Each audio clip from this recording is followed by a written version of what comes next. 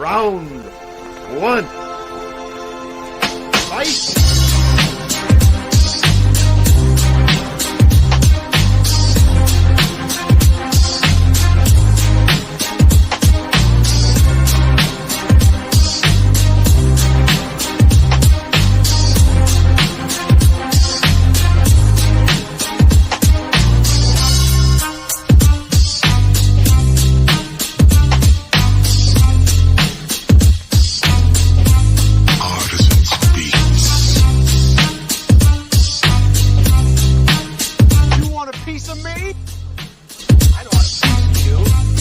The whole thing!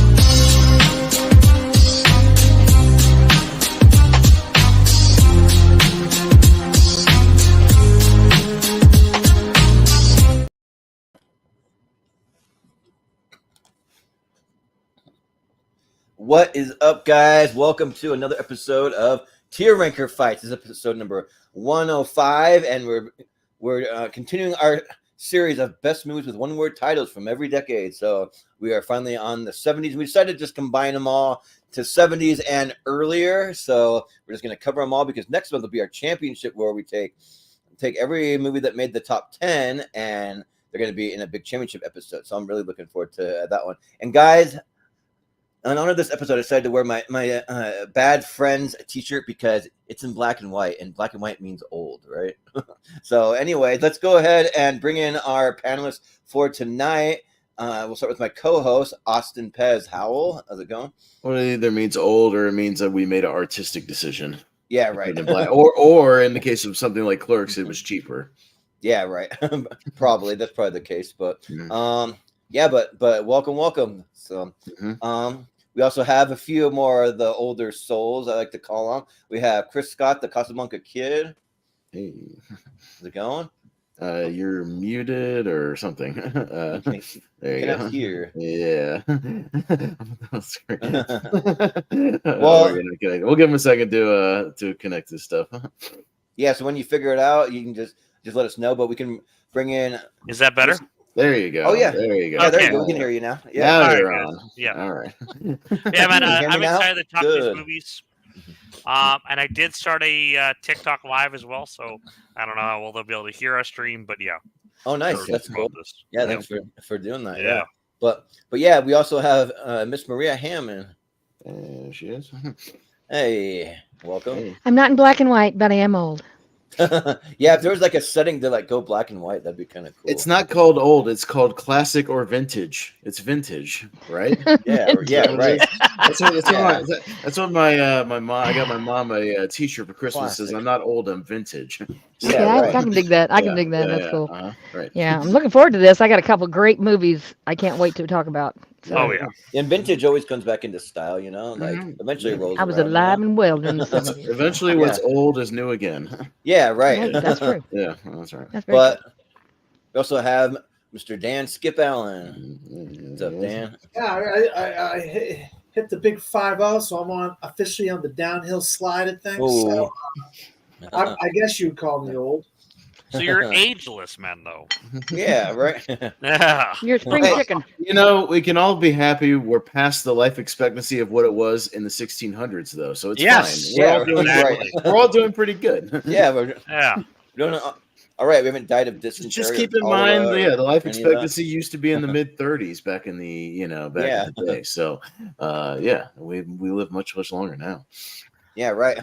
But last but certainly not least, we have Mr. Erick Ibarra. What's up? What's up, Eric? Hello. Yes, I'm also very old. Yeah, I'm excited for the 17th and earlier. Backstage news for you. I helped make this one, and I still haven't seen most of them, but I have seen some of the very good ones.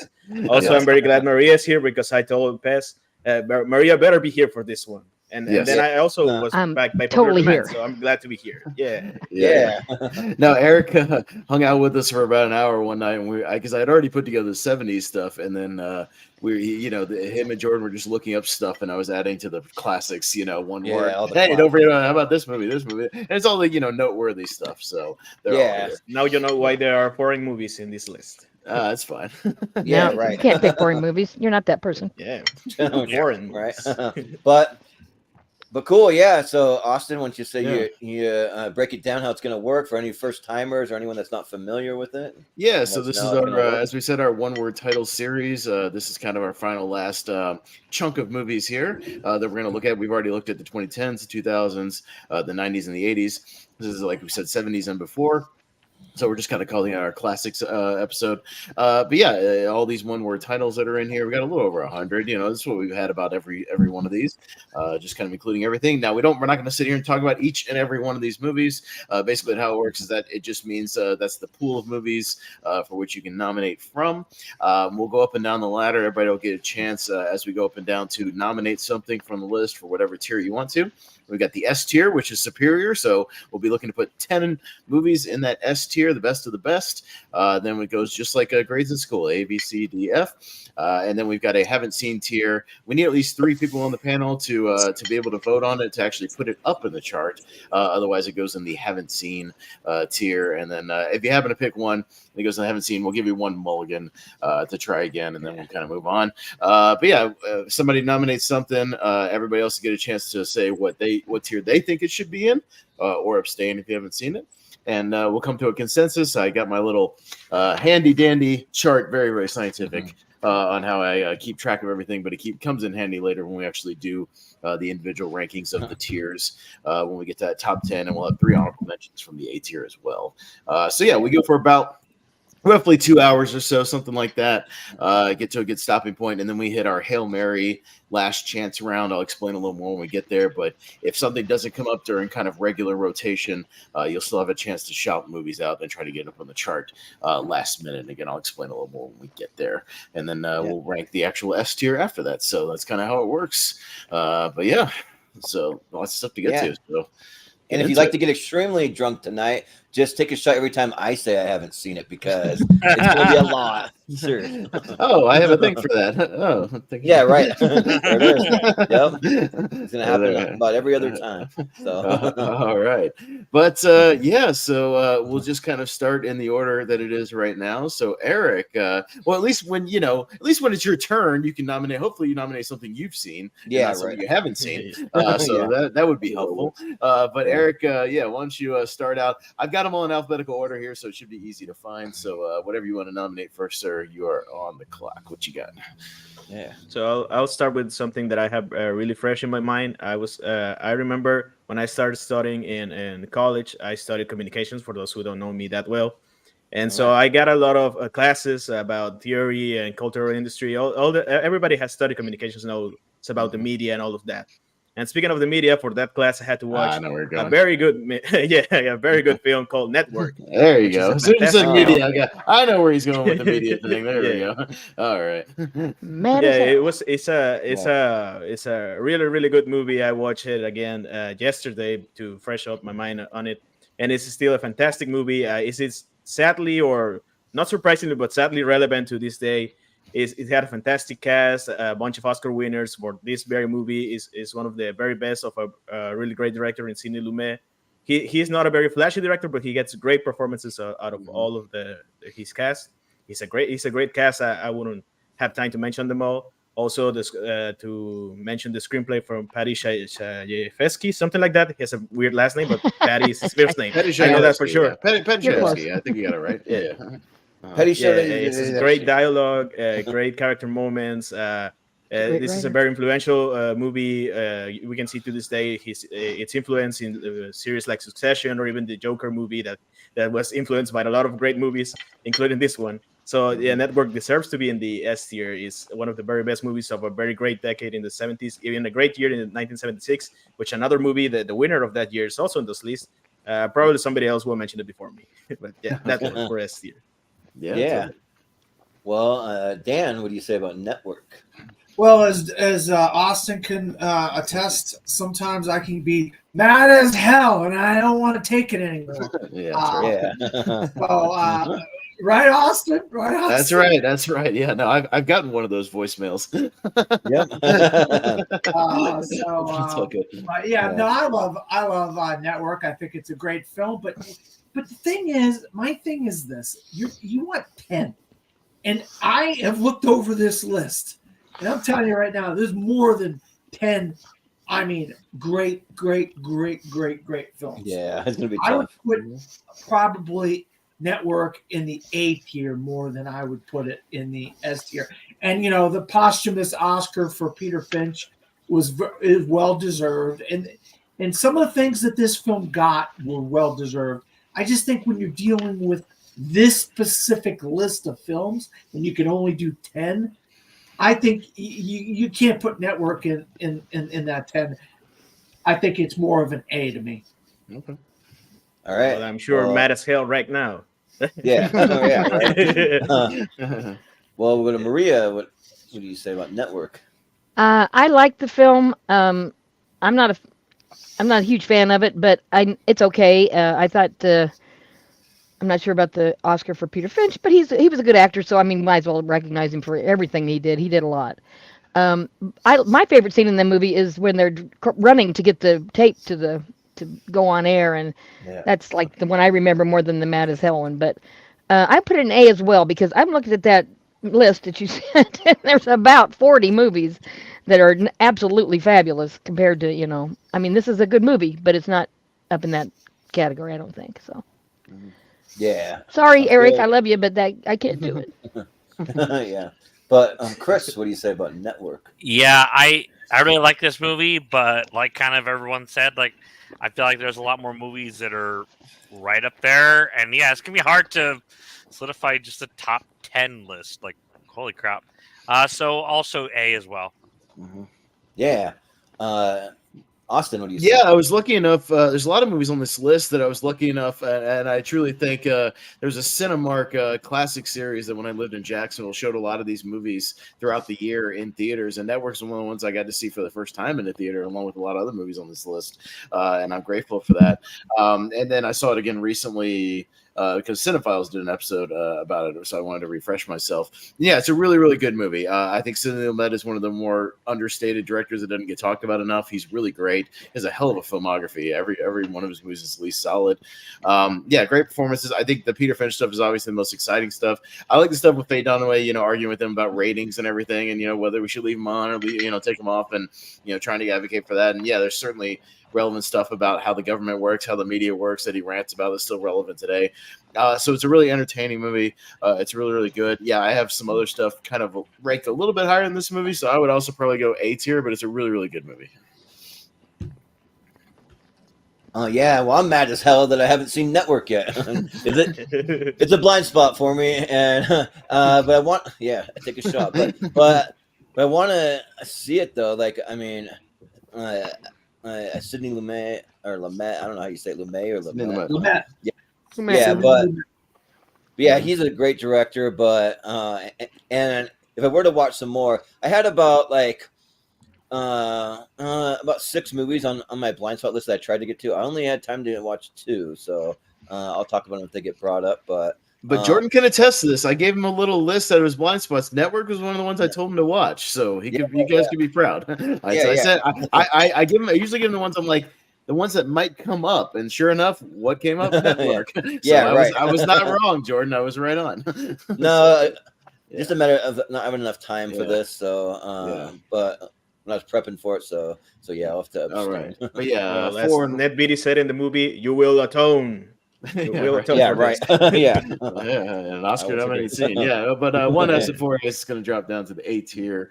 But we will scoot on up to Dan. What you want to nominate first? What you got? Well, Chris, I want to say sorry to Chris first because I'm going to pick probably the movie that he was going to pick first. Oh, leave it for him. Leave it for him. No, because I want to tell a story. If I had known Chris was going to do that, whatever he was going to do, if it was on a day that I could do it with him, I would have definitely jumped on his birthday thing and talked with him because my favorite movie of all time I know is his favorite movie of all time. Mm-hmm. And I'm actually doing Picture This with Dylan and Chad for 1943 in February.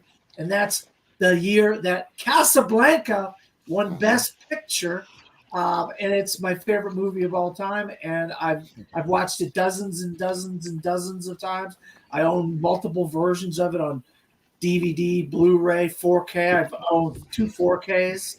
I listened to all the special features, Roger Ebert commentary and stuff. It just got six. It's literally has 6 of the greatest movie quotes of all time in this one movie. Frankly, my dear, I don't give a damn. It's not in this movie, but I'll always have Paris is in this movie. Here's looking at you, kid. Here's looking at you, kid. Play it. Play it, Sam. Play as time goes by. Yeah. Of all the gin joints in all the towns and all the world. Yeah, they're coming in this one. Yeah. Just round up the usual suspects. Round up the usual suspects. Something tells me, Louis, we're going to be great friends. Fast friends or great friends. Just the beginning of a beautiful friendship. Beautiful friendship. That's what it is. That's Something tells me, Louis, this is going to be the beginning of a beautiful friendship. It's film noir. It's There's romance. gambling in here. I'm ashamed. What'd you say? I'm ashamed. If I know there's gambling in this establishment. Here's your winnings, sir. Oh, I thank you. love that. Some of the best stuff in the whole movie is the first 10 minutes of the movie. 15 minutes. It's beautiful. Peter Lorre. Yeah. I mean, Peter Lorre is so great. He's only in the movie for like 10, 15 minutes at the beginning. And he's great. Yeah, he's amazing. Rick, help me, Rick. Yes. It's just, and then a guy that I don't stick my neck out for anybody, Rick Blaine. There you go. He still helps that couple. Put it on 22. Put it on 22. And I don't care if it's black or white. And then just some of the production stuff. Like Michael Curtiz got a bunch of midgets, and he had them stand by the plane, and the plane is a fake. But the midgets, because it was so far behind, it looked like everybody was small, and it looked realistic. But it was a bunch of I didn't know that about him actually hiring little people to stand there in front of the plane. Yeah. Real quick, this is we already did Wheel of Movies Casablanca. Let's keep this relatively short. Let's go short. All right. Yeah. All right. Sorry. No, that's all right. You good? S tier for Casablanca. We got it. Yep. Right. Maria. I don't like Casablanca. I'm going to be controversial. I grew up with that movie constantly on the Nice TV. having you, Maria. We'll see you. I know. We'll see you later. Yeah. I'm not going to give it an A. I don't think it. I don't like it. I'm not going to give it an A. I'll give it an S. I'll give it an A. I just don't like it. I just don't like Humphrey Bogart. I'm sorry. I know that's a controversial take, but I've always said that. I haven't ever lied to anybody about it. I know I've you always didn't said lie, that. Maria. You made that pretty clear last time we talked about it. At least you're consistent. Yeah, I'm so sorry. I love you and all that, but I I do just too. don't love that movie. I just can't go for it. Yeah. But Chris, you're obviously going to say S, right? Obviously, I'm going to say S tier. He's gonna make it for all the reasons that he kind of said, and just it's the most phenomenal movie ever made. Yeah, in every single way. And it deservedly won a crap ton of awards too, nominated for them. I don't know how many awards it won now, but anyways, S tier. Yeah. Austin. No, definitely, and I definitely, this is fresh on my mind, from doing that Wheel of Movies episode, with Chris, watching it on 4K, which I picked up on Black Friday for $10, which is a good pickup. Realizing that. No, it's definitely kind of, for what it's doing, it's kind of a perfect movie. It perfectly sets up all of its characters, the location, the stakes, has a perfect blend of drama, of tension, of comedy, when you need comedy. It's a very funny movie. And good romance as well, whether or not you kind of whoever you side with and their arguments and whatnot, there's always something to dig into with this movie. Love the relationship between Bogart and Claude Rains. I think it's one of the best sort of buddy relationships in a movie, really complex and really great. And I really love my rewatch, and I'm going to put this in the rotation. So I'll definitely go S tier for Casablanca. Yeah, so I do like Casablanca, and but I do think it's a little overrated, just by a little bit. But for you, Chris, I'll still give it an S because I think that Thank that you. it deserves to be there. It might be like lower on my S when it comes to the actual like Hey. voting at the end of it, but I'm all right with that, but I get it. yeah, but it's the really cool characters here, and just like the whole like world that it creates is just really phenomenal. The music and the score. I mean, as time goes by, so popular they use it for the Warner Brothers like their intro music. So that's cool. Yeah. So I mean, it was that popular on the whole like cinema as a whole, and yeah, I think that like for you, Chris, and also for the legacy and the impact that it's had just on cinema in general, I'll say S tier. Yeah. Eric.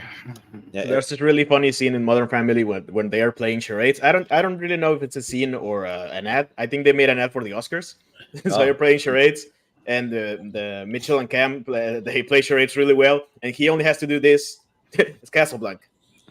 Yeah. No, Casablanca is one of those movies that I started. That was one of the first movies I started when I became like a proper cinephile, as you will say. I was watching the AFI list, the one with the quotes, the best movies, all of those. And I gotta watch that movie because all of the movies I like reference Casablanca, including my favorite movie, When Harry Met Sally. They are watching Casablanca, the ending, and all of that. It's a great movie for all the reasons that have already been said. So yeah, S tier. Obviously, yeah. All right. Yeah. So, all right, 5 S's. It'll stay up in the S tier, obviously. So there you go, nice and solid in there. So Maria, we'll go to you. You can Here pick a we movie go. you actually like this time. Yeah. Yeah. You recognize that score? No, you don't. Because you never heard of it. Airport. Airport, Oh, okay. 1970. Okay. Okay. Classic. Star-studded cast beyond belief. Burt Lancaster, Dean Martin, George Kennedy. Hysterical. Starts the part that he keeps on to the next 5 movies, or 4 movies. Pardon me. There's 4 total. Jacqueline Bisset. Helen Hayes wins an Oscar for her portrayal of a stowaway old lady. Oh, excuse me, which I aspire to be someday. It's a great movie. It was a book by Alex Haley who wrote Roots, and it was adapted to a movie in the 70. But the book was wrote in 1968.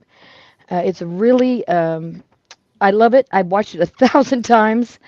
I like disaster movies. Let's put it that way. Like the Towering Inferno and all those kind of things.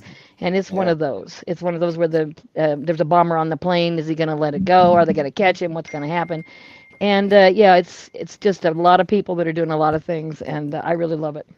I hope you guys will too. I don't know if any of you even know it, but it's a really good movie. I think you give it a try if you like, disaster movies that have to do with airplanes. And I mean, who doesn't like that? Well, add it to my list of suggestions for today. Yeah, right. So, but Chris, what do you say? I unfortunately have never seen it before, but the Really cast good. sounds ridiculous. It is. It's stacked. The amazing. Yeah.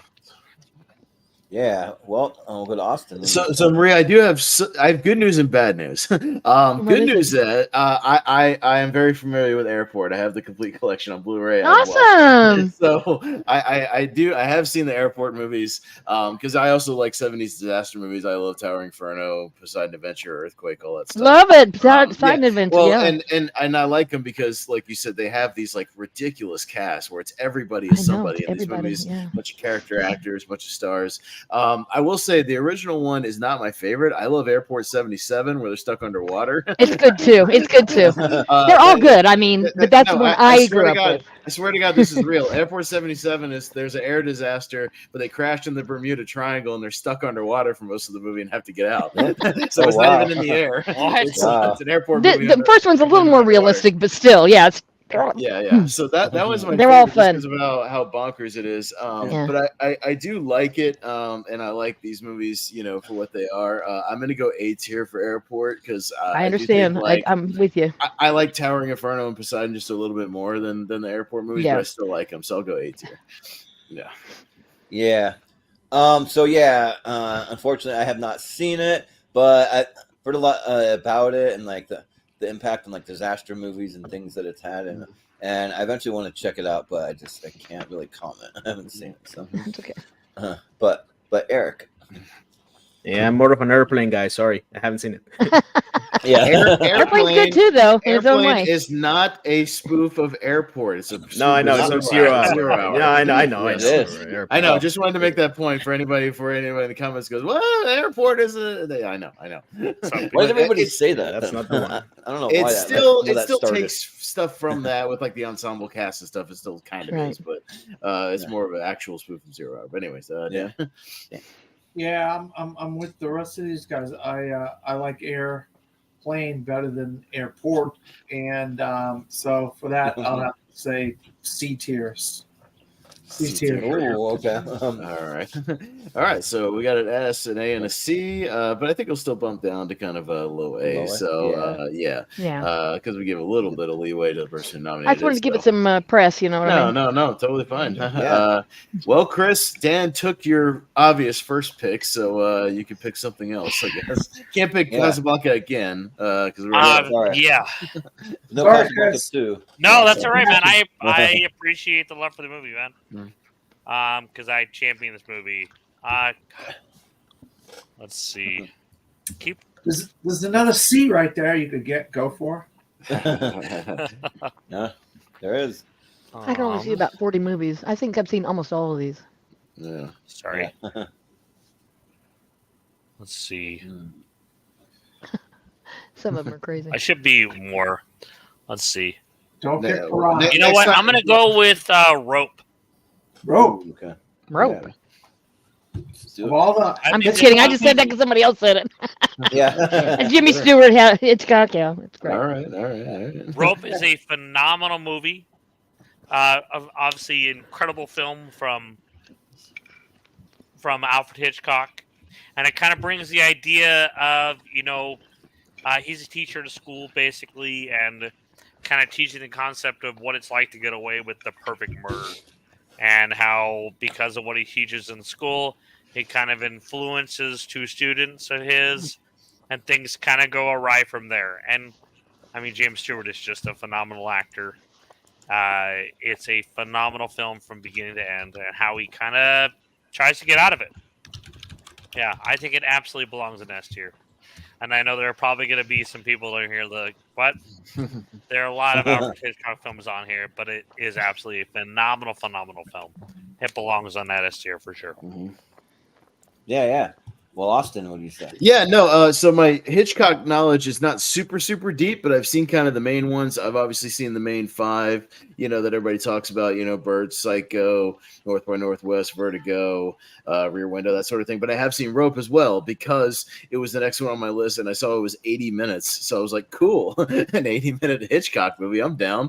And it basically, it plays out in like real time almost, just on this real time party, and it's almost like not that it's like a one-shot movie, but it's kind of shot like that, just with these guys going through this party almost in real time, trying to keep the secret and whatnot. And I really liked it the first time I saw it, which was I think back when we did some other tournament or tier ranker. I really like Rope. I've only seen it the one time, so I don't know if I could put it as high, Chris, as I can all this other stuff on my list that I've seen multiple times. But it's one I'm going to go back to a lot, and I'm starting to get into more Hitchcock. Like I really need to dig into his filmography. But Rope is one of the few other ones other than those big 5 that I have seen, and I do like it. So I'll go A tier for Rope. I just can't put it as high as. There's definitely one other Hitchcock on this list, or 2 other Hitchcocks on this list that I put higher than it right now. I'll go A tier for Rope. Yeah. So unfortunately, I've seen most Alfred Hitchcock movies, but Rope is like almost one of like the only ones that I haven't seen. So I need to get around to watching it. But I saw that you can watch most Alfred Hitchcocks over on Peacock. They have a bunch of them over there. And I have seen the opening scene where there's like a guy getting strangled or something, but that's all I've really ever seen. So, I'll probably have to abstain. So, but Eric. Yeah, I don't care that other Hitchcock are making it to this list. To the list here, I love Rope. Rope is a great movie. I love movies where the main characters get put in a lot of bad decisions because of their ego or their hubris or all of that. and especially I love the main couple and their dynamic. Like they are very clearly meant to be queer, so there's a whole psycho something dynamic there that is pretty interesting. You can see the character taunting Jimmy Stewart and all of that, and I think it's a great movie. Also, and not to forget to mention the one shot that he did much earlier than some of the newer movies like Birdman did recently. Like it's a pretty, like, you can see when there's cuts, but it's pretty much seamless. And it makes you like on the edge of your seat. It keeps you tense all the way through. So I think it's one of the better Hitchcock movies, even if there's a couple of others that will make it to the S tier. But Rope totally belongs here as well. Okay. Yeah, sounds good. Dan, what do you say? Yeah, guys. I mean, I'm a massive Alfred Hitchcock fan. I've seen dozens of his movies, and Rope is a good movie. It's a very good movie. I would say it's probably in the top 10 of Alfred Hitchcock movies. But when you're dealing with a list of 10 and you're saying the 70s and earlier, and then you have this gigantic list of 110 movies, and you have to narrow it down to 10, you can't conceivably think of Rope as one of the top 10 of this specific list that we're doing right now, when you have to deal with the 70s and all the way back to whatever the 20s or the 30s or whatever it is. Yeah. This goes back to. And unfortunately, I can't justify putting Rope in the superior tier. So I would put it in the C tier if it was me, because there's just so many great films that you have to consider for that superior tier. Yeah. I mean, that's fair. Maria, what do you say about Rope? Rope is good. I've seen it a few times. It's not my favorite of his. I have my own. I love The Birds. That's my favorite. That's my scary one that I like. I saw it in the theater as a kid, and yeah, it blew me away when the guy's eyes. Oh my God, that was like traumatic. But it's a good movie. But I'd have to put it A. I mean, like he says, there's a bunch of there's more than one that I think might be actually better than that. So I don't want to be mean or anything. I mean, I like the movie well enough, but it's just not the one I would have picked for the top. Yeah.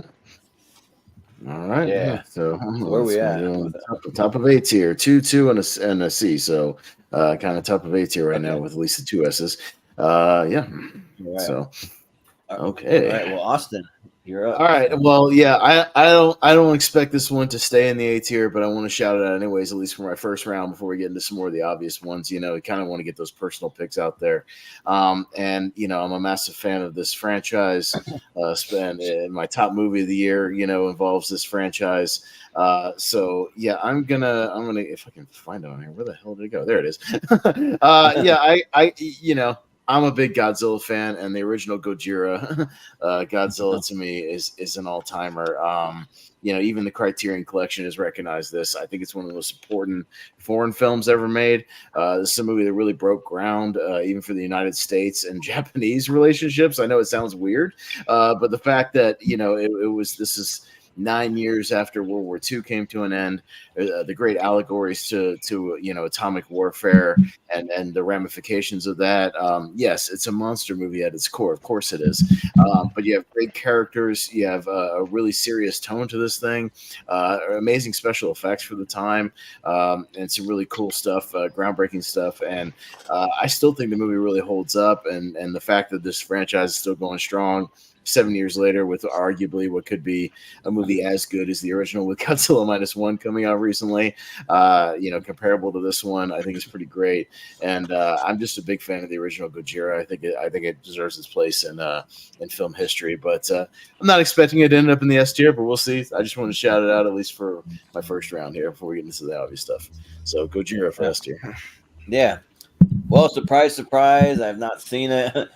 And the only like old school monster movie I've seen is original King Kong. I haven't seen the Godzilla, but for some reason, like the quote that would ever, for whatever reason, it's random, but it just comes to mind from Rush Hour 2 when like Jackie Chan's like I'm Chinese, we never get scared, and it's like, and then Chris Tucker's like, oh yeah, well, when Godzilla be coming, y'all be tripping, y'all be like Gayaka, y'all running around.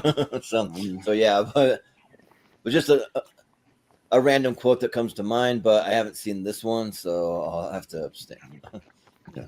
But Eric, Well, yeah, I came ready for some Gojira love. Hey, Speaking of the there we Criterion go. collection, I have it right Yes. here. Hey. yeah, S tier, Yeah. totally. Yeah, definitely -1 is also in my top 10 of last year. Gojira totally deserves to be on the S tier, like a groundbreaking monster movie, a really good political allegory that will come up a lot when discussing Gojira. And it's a freaking great movie with one of the greatest scores of all time by is it Ishiro Honda? No, Ishiro Honda's the director. What's the Sure, name of Honda's the- the director. I'm forgetting the Yeah. guy's. Takashira or something like that. Yeah. Yeah, But there's a great the score 50-minute they still discussion use of the score. Well, they still use pieces of the score even at -1. You know, when they hit the the main attack. Let Dun, me dun, check, dun, dun, dun, dun, dun, dun, dun, dun, dun, dun. Yeah, it's a Yeah, great they do, score. yeah. I will tell you what's Akira Ifukube. That's, Ifukube, that's right. That's Yeah, there you go. yeah, that's right. Yeah, Mhm. yeah, Yeah, great movie. S tier. Okay. yeah. Dan, what do you say? Yeah, I saw this when I was a kid, and it is a absolute classic monster movie, and it stood the test of time as they're still making Godzilla movies today, but I'd say the creation of what they did back then was pretty amazing, on that level of like a Ray Harryhausen type of movie where stop motion and various miniatures and all that kind of stuff that they used to make it look realistic, but it's still not. When you're talking about a list of 10, it's not on that level for me. So I would have to put it down to like a B.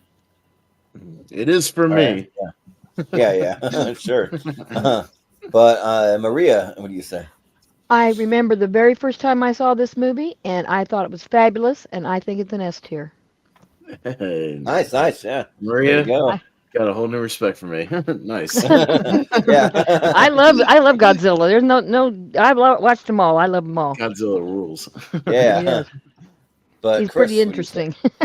Yeah. So I will say this. The impact that Godzilla has had on movies and cinema and everything else can't be argued. But with that being said, I do not like this movie. But with that being said, I will give it an S tier. Because of just that right there. Because it's had a monumental impact on film as a whole. It absolutely belongs in the S tier.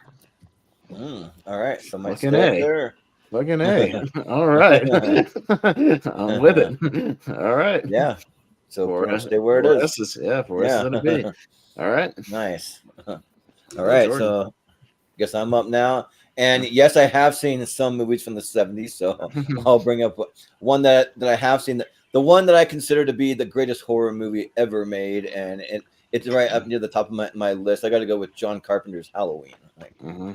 So yeah, Halloween rules. I think that like Halloween is like pretty much it's not the first slasher to ever be made, but it's one that a lot of other movies kind of base their whole premises off of, like that style and the way that they did it. And if you watch this movie, I always got to shout out the movie guys, Paul and Adam, because they did a whole episode on Halloween, and they're showing some of the little nuances, and you just see Michael Myers pop up. You see him, like I used the picture in the thumbnail where it just pops up in like the laundry, the sheets hanging outside. He just pops up in like random places at the top of the stairs and like all over, and then like the way that the music kind of comes in, and then like it's like one of the earlier ones where like the babysitter or babysitting, and then there's a killer on the loose, and like what do you do? And like Jamie Lee Curtis, like she is one of the scream queens, like or if not the number one of all time. Like she's just like really great in these movies. I mean, not every Halloween movie is great, but this one is like an all-timer. Like the way that it's done, like I remember that like I don't get scared too often when I watch movies, but this one really creeped me out when I saw it for the first time. And John Carpenter, he's a master, and he does the music also. So that's a testament, because that a theme song is probably like one of the most iconic theme songs in like all of movies, period, and not just horror. So So yeah, I'm gonna go with the original Halloween. All right. Eric. Yeah, I was between wearing the shirt I'm wearing now and a Halloween shirt, but most people in the community have seen me with a Halloween shirt. Yeah, I'm a Halloween guy. It was the first franchise I ever saw the whole way through, the Halloween franchise, and especially love the first one. It's a great looking film. That has to be said. Like, it's a great horror film. It looks amazing. Like, there's some shots that are like I don't want to say printed, but like that. Like, I always remember that that shot and that shot. Like, cinematographer Dean Cundy, who went on to shoot Jurassic Park, among Yeah. other things. Yeah. So yeah, Yeah, Very also, iconic shots, Obviously, the score is great. The cinematography is great. The direction is great. So obviously, Jamie Lee Curtis is one of the greatest. And yeah, S tier Halloween is synonymous with the festivities right now. The Halloween. You cannot tell me, Dan, because you're next, that it doesn't belong here. Yes, I right. won't accept it. Yep, No, exactly. you can do whatever you want. Yeah. What would you say, Dan, about this? Oh, I saw this in when I was a little kid. I didn't see it in theaters because I was a little bit too young to see it in theaters, but I saw it very shortly after. I think maybe 6 or 7. I saw this because it was on TV a lot, and like Jordan said, the score, the I love that score. So I freaking love that score. It's one of the greatest scores of all time. But it really is the movie that kicked off the slasher genre, which is a subgenre of horror. Which everybody, this is the horror genre. No, it's a slasher is a subgenre of the horror genre, and it's really the most iconic slasher film in the history of film. And it's actually my favorite horror film. It's not the horror film that scares me the most, but it's the horror film that I like the most. And the sequels really kind of drop off for me, especially 3. Oh God, 3 is terrible. 3's a lot of fun. I love 3. Season of the Witch is awful. The second one's really good in the hospital, and then people they want to give crap to the David Gordon Green trilogy. I thought at least 2 of those are very, very good. But yeah, I would say when you're talking about iconic, Halloween is in that level of iconic films of all time. And for the budget and the things that they were able to do with that budget, I thought Halloween was a phenomenal film. So I'll agree on S tier. All right. Yeah. So people, you gotta threaten somebody to get an S tier over here. Yeah, right. Yep.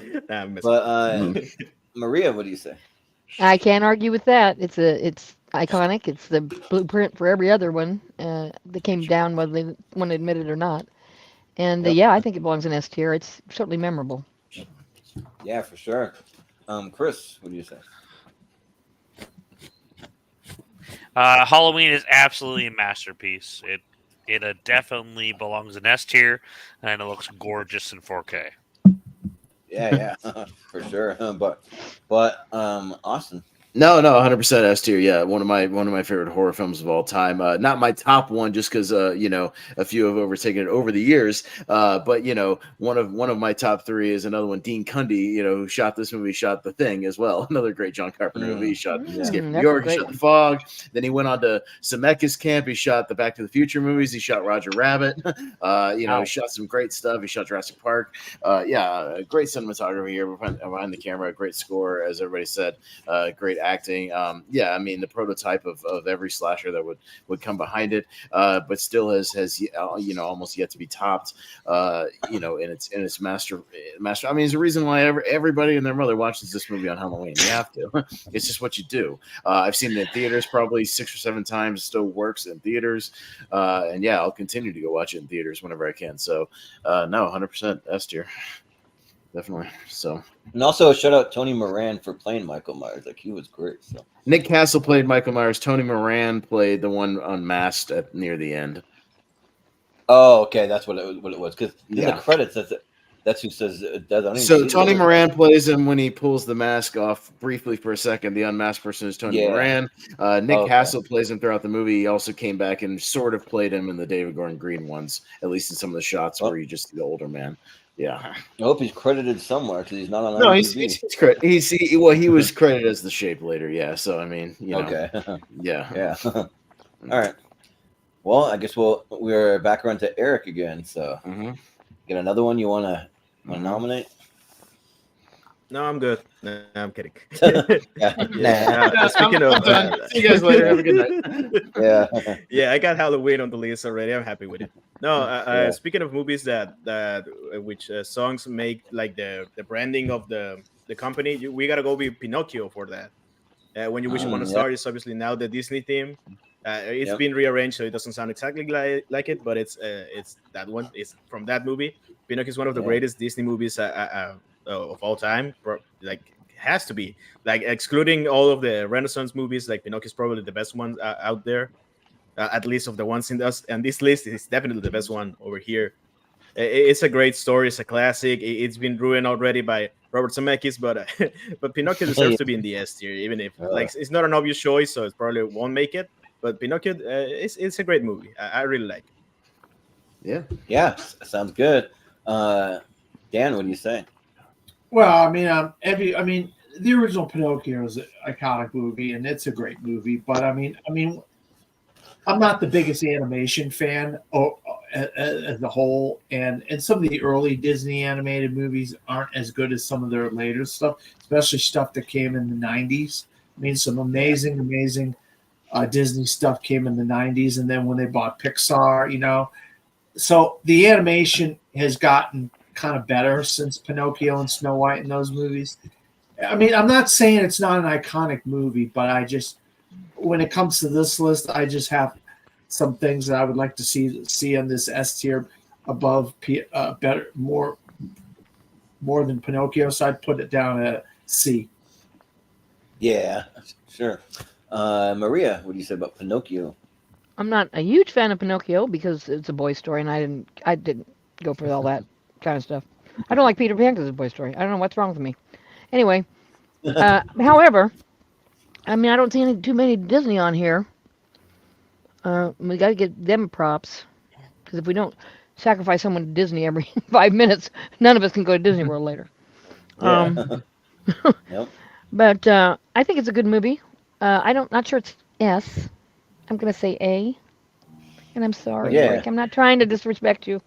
It just seems to happen that way. I did like Godzilla though. Remember that, okay? Yeah, right. But Chris, what do you say about Pinocchio? Pinocchio is definitely an awesome movie. Great score, incredible story. Like, yeah, it definitely belongs in S tier. Yeah. Austin. Yeah, the early '90s Disney movies are the ones that I would put like in an S tier over anything else kind of Disney. That's the stuff I grew up with, the stuff I connected with the most. I do really like Pinocchio. I think it's a great movie. I think it still holds up, even from the '40s, and the animation still looks really good. I like that old style animation. It's a lot of fun. I would probably go like A tier as well for Pinocchio. Not quite S tier, because I have a few things. It's on my short list of great movies that I wrote down from the list. That I'd agree with at least being on here somewhere.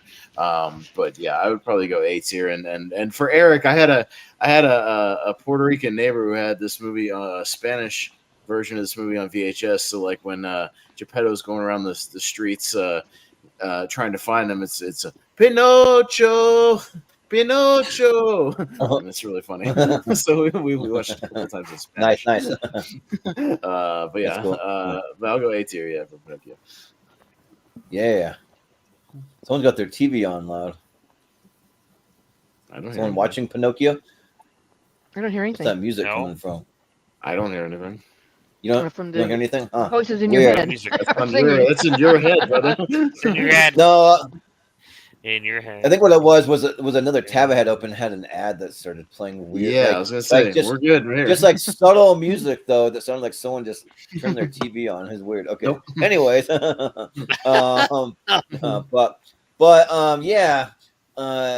Pinocchio, let your conscience be your guide. I've got no strings to hold me down. The movie's great. It's a lot of fun. It's hands down the best version of Pinocchio that there's ever been, there ever will be. Like any other live action like version, has been the stuff a pure nightmare fuel for me. Every single one, doesn't matter. Like I hate them all.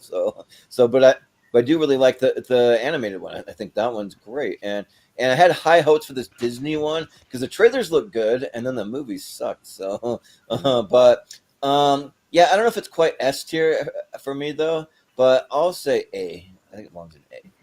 All right. Obviously, I have seen it a lot in Spanish, Pez, so yeah. I was gonna say, no, I didn't know if you heard me, if you were listening, but yeah, Pinocchio, Pinocchio. Yeah, that's pretty fun in Spanish. Obviously, I've seen it both in English and Spanish. The whole deal with the remake, just to get that real quick, like there's a recent like trend when people remake or readapt things, and they want to like scrub it of on morally thing, like weird stuff that happens before. But like when they remake it, like the whole moral story of it like gets missed, and that's the whole deal with the new Pinocchio and a lot of recent movies. Like it happens a lot. So yeah, Pinocchio, great moral story. I forgot to say that, but good shout out. I'm happy with A. Even if I'm pissed that both of my picks are not making it to S tier, but I'm picking not the obvious one so far for that reason to discuss. Right. Now some of the obvious ones sometimes just come later as the Hail Mary stuff. You know, we just move on and get with personal picks. That happens. But we'll move up to Dan. What you got next? Yeah. Well, I mean, if you're going to put Halloween on the list, I mean, there's another horror movie that to me is one of the most iconic horror movies. I know where you're going. and the thing is that, you know, it was an accident because what happened, the things didn't work out the way it was supposed to work out. And so it became where you didn't get to see the creature that much. And that became more of a scarier, and it became more of like the actors selling this in the score by John Williams selling this, and it became one of the iconic films of all time. And to me, it's even better than Halloween, even though Halloween is like my favorite Halloween horror movie. This one is, if you talk to a lot of people, this is like their all-time favorite film of all time, not just horror film. And I'm a massive Martin Scorsese fan, but also a Steven Spielberg fan. And the one Steven Spielberg film that really got kind of put him on the map and coined the phrase blockbuster, because people were lined up around the block to see a film in that one summer in Amity Island called Jaws. Mm-hmm. Austin, put it on there. I can't. I couldn't even. You started talking about the creature that didn't work, and John. I knew where you were going. We all know that story. I got it. Yeah. I'm way ahead of you, Dan. But yeah, you're good. I was hoping to be secretive about it, but you got. No. I we all know that movie. Yeah, it's all good. Yeah. So Jaws. So. No, we knew it was going to come up at some point. Yeah, for sure. Oh yeah. I ain't messing around, guys. I understand. Hey, you know, I'm with you, Maria. Yeah, it's between a couple of movies. I wasn't sure, but yeah. But Maria, what do you say? I say it's fabulous. I saw it in theaters on the first night. We didn't have people lined around the block, but I live in a smaller town. But we were all intrigued. I'd read the book. You know, Peter Benchley is, you know, decent writer. I mean, I thought the book was scary. They changed it quite a bit, but it can't be beat. I can watch it today with one of my grandkids, and they're like, "Oh my, I don't want to go in water." It's like, you know, it's okay. We're going to pools, you know. So it's great. S tier for sure. Mm-hmm. Yeah, Chris. Easy S tier. This movie is phenomenal. Yeah. Mm-hmm. Yeah. Austin. No, Dan, this is a top 5 movie of all time for me. I love Jaws to pieces. I've seen this movie, God, at least probably 200 times. Like, I love this movie so much. I've owned it on every piece of physical media you can own it on. You know, VHS, the double DVD, Blu-ray, 4K, you name it. I've got it. You know, I've got artwork of Jaws around my house. I think this movie's a masterpiece of of really, again, a perfect movie of different genres. Yeah, you got perfect tension and horror, but you have great adventure when the guys go out and turn the tables and go for the revenge, essentially. And then right back to horror again, right near the end of the movie. You got perfect character development between the three main characters, between Roy Scheider and Richard Dreyfuss and Robert Shaw. Yeah, I mean, all three. We talked about an episode even of rank 'em horror performances that could have deserved Oscars. I mean, take your pick between the three. They're all amazing. They're all phenomenal performances. Robert Shaw's monologue is one of the great monologues in cinema history about the USS Indianapolis. Yeah, perfectly sets up the environment and the stakes and the town. Again, a perfect movie in every sense of the word. The score, everything, you name it. This movie is infinitely watchable. It still plays to an audience. I just saw it again in theaters this past summer at a small theater called the Tryon Theater, and people were screaming left and right and having a great time. It still plays to this day, and it has a timeless quality to it, with the time period it's in. No, 1,000% S tier. Probably the top of this actual list for me, for sure. Yeah, so I'm slowly coming around to Jaws. I mean, I do like it, but like I just think it gets kind of overhyped a little bit for me. But I just think that like it is really good, and probably my favorite character is definitely Quint. Like I really like him. Like where he's like, y'all know me. I'm gonna live and I'll catch this bird for you. Blah, blah, blah. Is that going on like the whole thing? Yeah. So he's great, and then the cast also is just really good. Yeah, like you said, it like Roy Scheider, Richard Dreyfuss, like all of them are great. The lady that slaps the mayor, or not the mayor, the police chief. Yeah. Yeah. So for that, just because it's this classics, and I haven't seen a lot of classic also that plays a little bit into it. I will say S tier for me. It might be a little lower on the S tier for me, but I'll say S tier. So yeah, but Eric, what do you say? So I live in a beach town, so I got a lot of tourists here.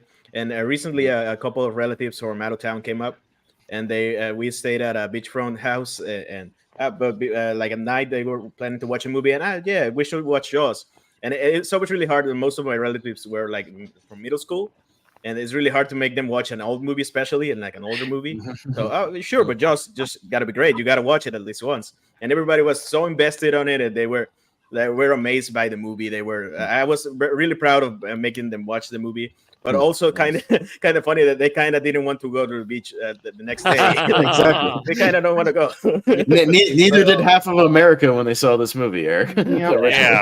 Jaws is like the most obvious S tier ever in every list ever.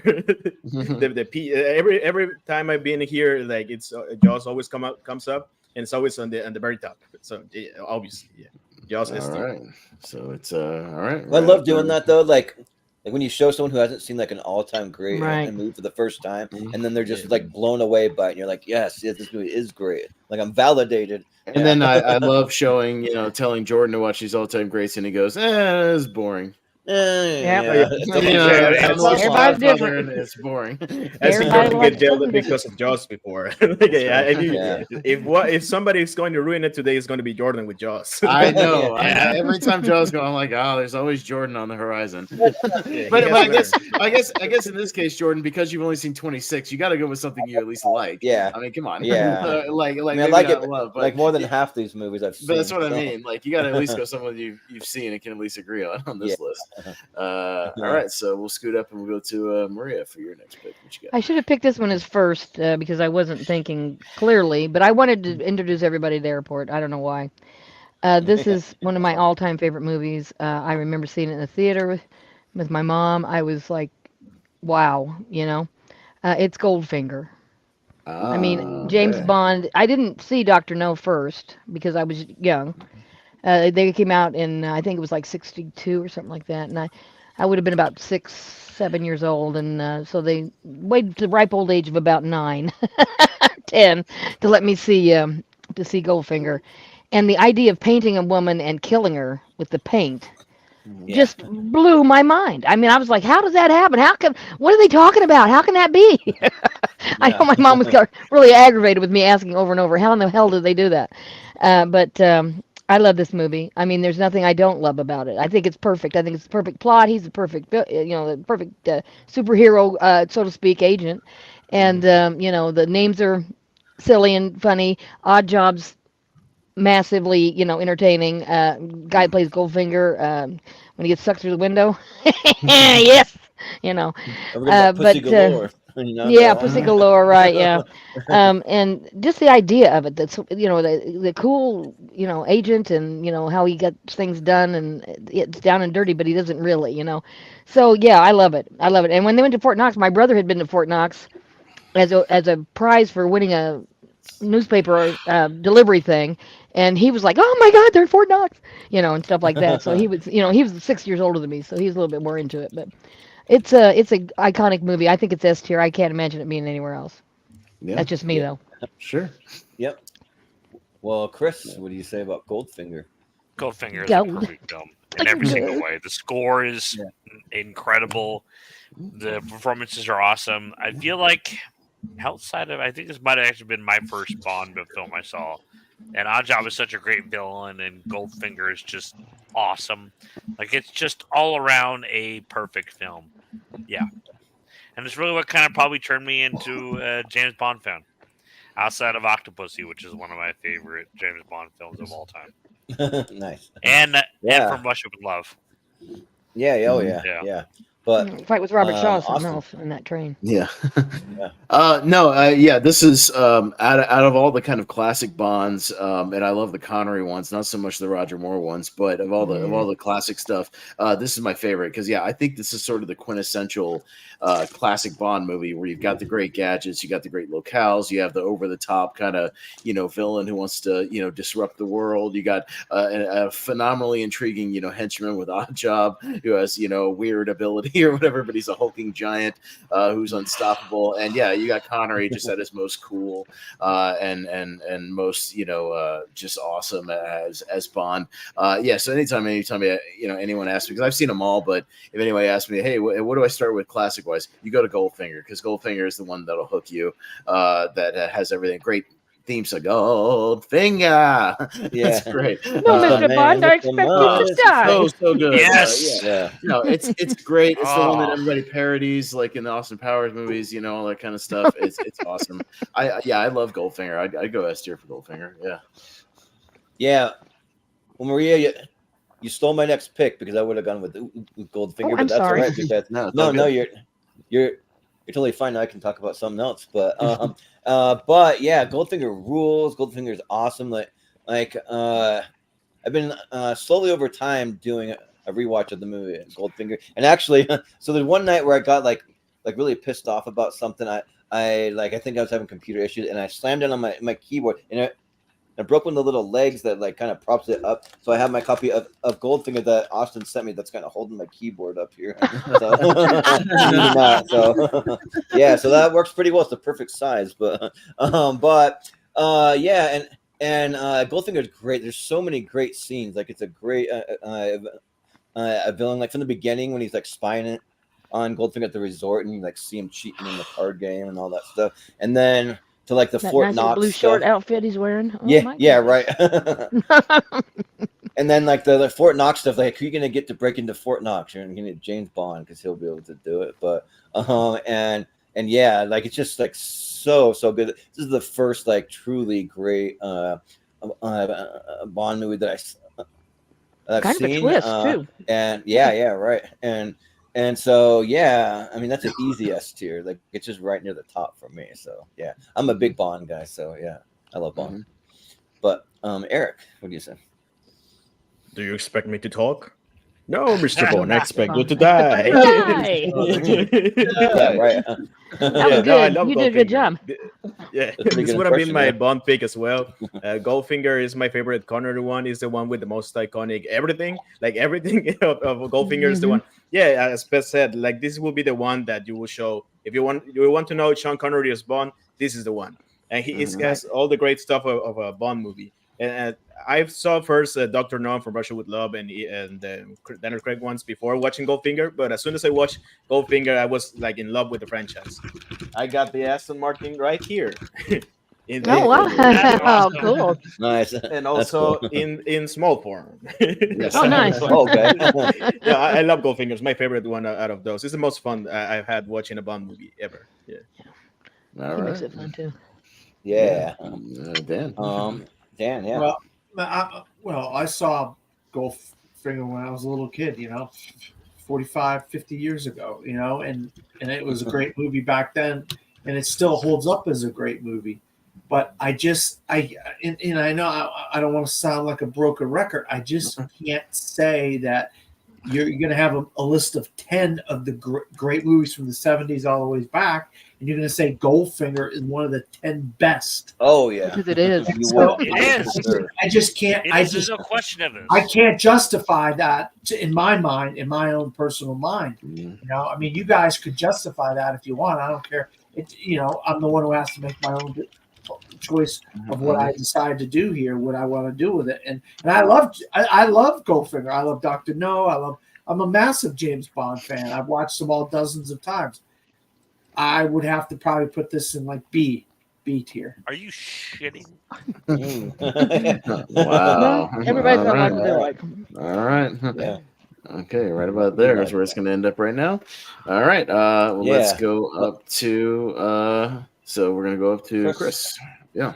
All right. This is a tough crowd, but I feel like there'd be no argument for this movie. Westworld. Oh yeah. Absolutely a phenomenal film. The villain in there is just freaking terrifying. He's Relentless. so good. Yep. The score is incredible, and I love what the TV show has done with expanding on this world and kind of growing it even more. This movie is a masterpiece. It definitely belongs in S tier. Yeah. Michael Crichton. Yes. Yeah. Well, Austin, what do you say? I wouldn't go as far to say Westworld's a masterpiece, but I would say it's a fun movie, and I like it a lot. This is definitely a movie that my dad showed me. I credit my dad a lot for showing me like old sci-fi, old westerns, war movies. Getting me interested in that kind of stuff. This is when he showed me, pretty early because it has both that sci-fi and western element. Yeah, with Yul Brynner being, as cool as he ever was, playing this robot cowboy who goes on this rampage, and it's a lot of fun. I like Westworld. I think it's a fun movie. It's well shot, it's well put together. But yeah, I mean, I wrote it down as far as like ones that I've seen, that I like.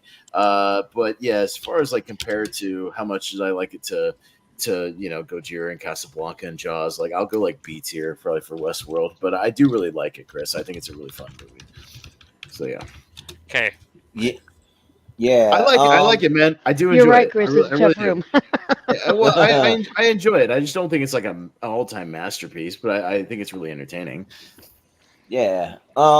So, Westworld was on my list of 6 movies to watch, and I just didn't have enough time to get to it, so I haven't seen it yet. So I'm gonna put it on my suggestions list. Yep, and I'm gonna get to it eventually, but I'm a big Yul Brynner fan. I love the original Magnificent Seven and like some of those earlier movies that he's done are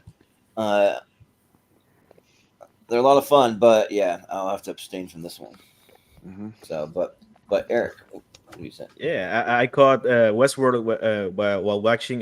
What's the name of the TMC is the one, the Turner Classic TCM. Oh yeah, that's the movie. Yeah, I caught it there. It's a pretty fun movie. I really like Yul Brynner in it. He's menacing as hell. I wouldn't picture him as a cowboy before, but he's a menacing cowboy. I really like James Brolin in this one, especially because he looks a lot like Christian Bale, and that was very confusing to me. That's right. This cannot be Christian Bale. Oh, that's James Brolin. Now that's cool. I had to watch it again to appreciate it more, but it's a really fun movie. I will also put it on A. I gotta watch it again, but it's a fun movie. Really good. Okay. Yeah. Well, Dan, what do you say? Yeah. I saw this as a kid, and I'm a fan of Yul Brynner, but I also like Yul Brynner in The Magnificent Seven more than I like Yul Brynner in Westworld. I was not a fan of the HBO remake of Westworld. I think I gave it maybe a half a season, maybe a season, and I just wasn't into Westworld on HBO. And I'm a massive Westerns fan, as Austin knows. And I just didn't like the mix of sci-fi and Western in this, this specific movie that much. But I do like Yul Brynner, and I like the fact that they were trying something different. But I would say this is probably more of a B tier. All right. Yeah. Maria, you said. I think it's right where it belongs. S tier. We were blown away by this at the theater. That guy's face coming off. What the was that about? You know, I mean, it was just unbelievable. We never seen anything like it. Didn't know who Michael Crichton was particularly till then. Then we were like massive fans of the books, and of course she wrote Jurassic Park and all the other things like that. Coma and something else that I really liked, but I can't remember the name of right now. Anyway, I think it's a great movie. I think it's worth S tier because it was mind-blowing and groundbreaking. I mean, nobody did that kind of stuff back then. I hate to tell you guys, we had 3 channels on TV. You missed it, you missed it. There was no replays. There was no like coming back to it, you know. Right. And then the movies, if they went away, they went away, and then they might you'd never see them again unless they were on TV. So I think for the time that it was put out and the people in it and the way it was shot and everything, I think it was a great movie. I think it's definitely an S tier. All right. Well, we got 212, so that's going to throw it kind of above network down here, down in the A tier. Slide down there. But all right.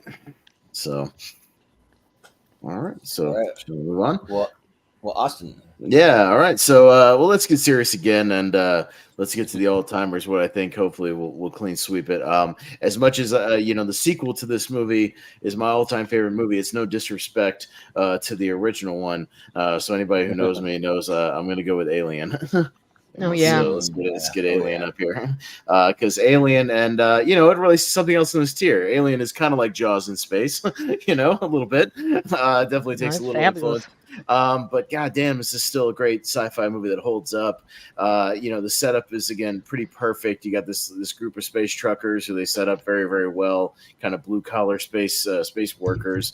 Sigourney Weaver, who's not necessarily presented as the main character originally. It's mostly Tom Skerritt till he gets bumped off, and then she gets elevated to the main heroine of the film.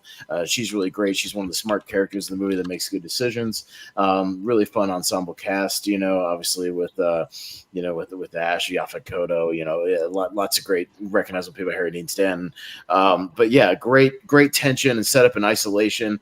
I like space horror because it's that element of like there's no escape. Like once this thing's here, you got to deal with it, and there's nowhere to go. And I think what Ridley Scott here did, he can be hit or miss recently, but he made a hell of a masterpiece here right out of the gate. And I think it's still a movie that's kind of been imitated and duplicated for many, many years, and still nothing. No matter what Ridley Scott does from now on, can't take away from the fact that he made Alien. He made an amazing movie. He's not that bad. Here, it still works, and it's still very scary, and still works from beginning to end. So I'll go with Alien. Yeah.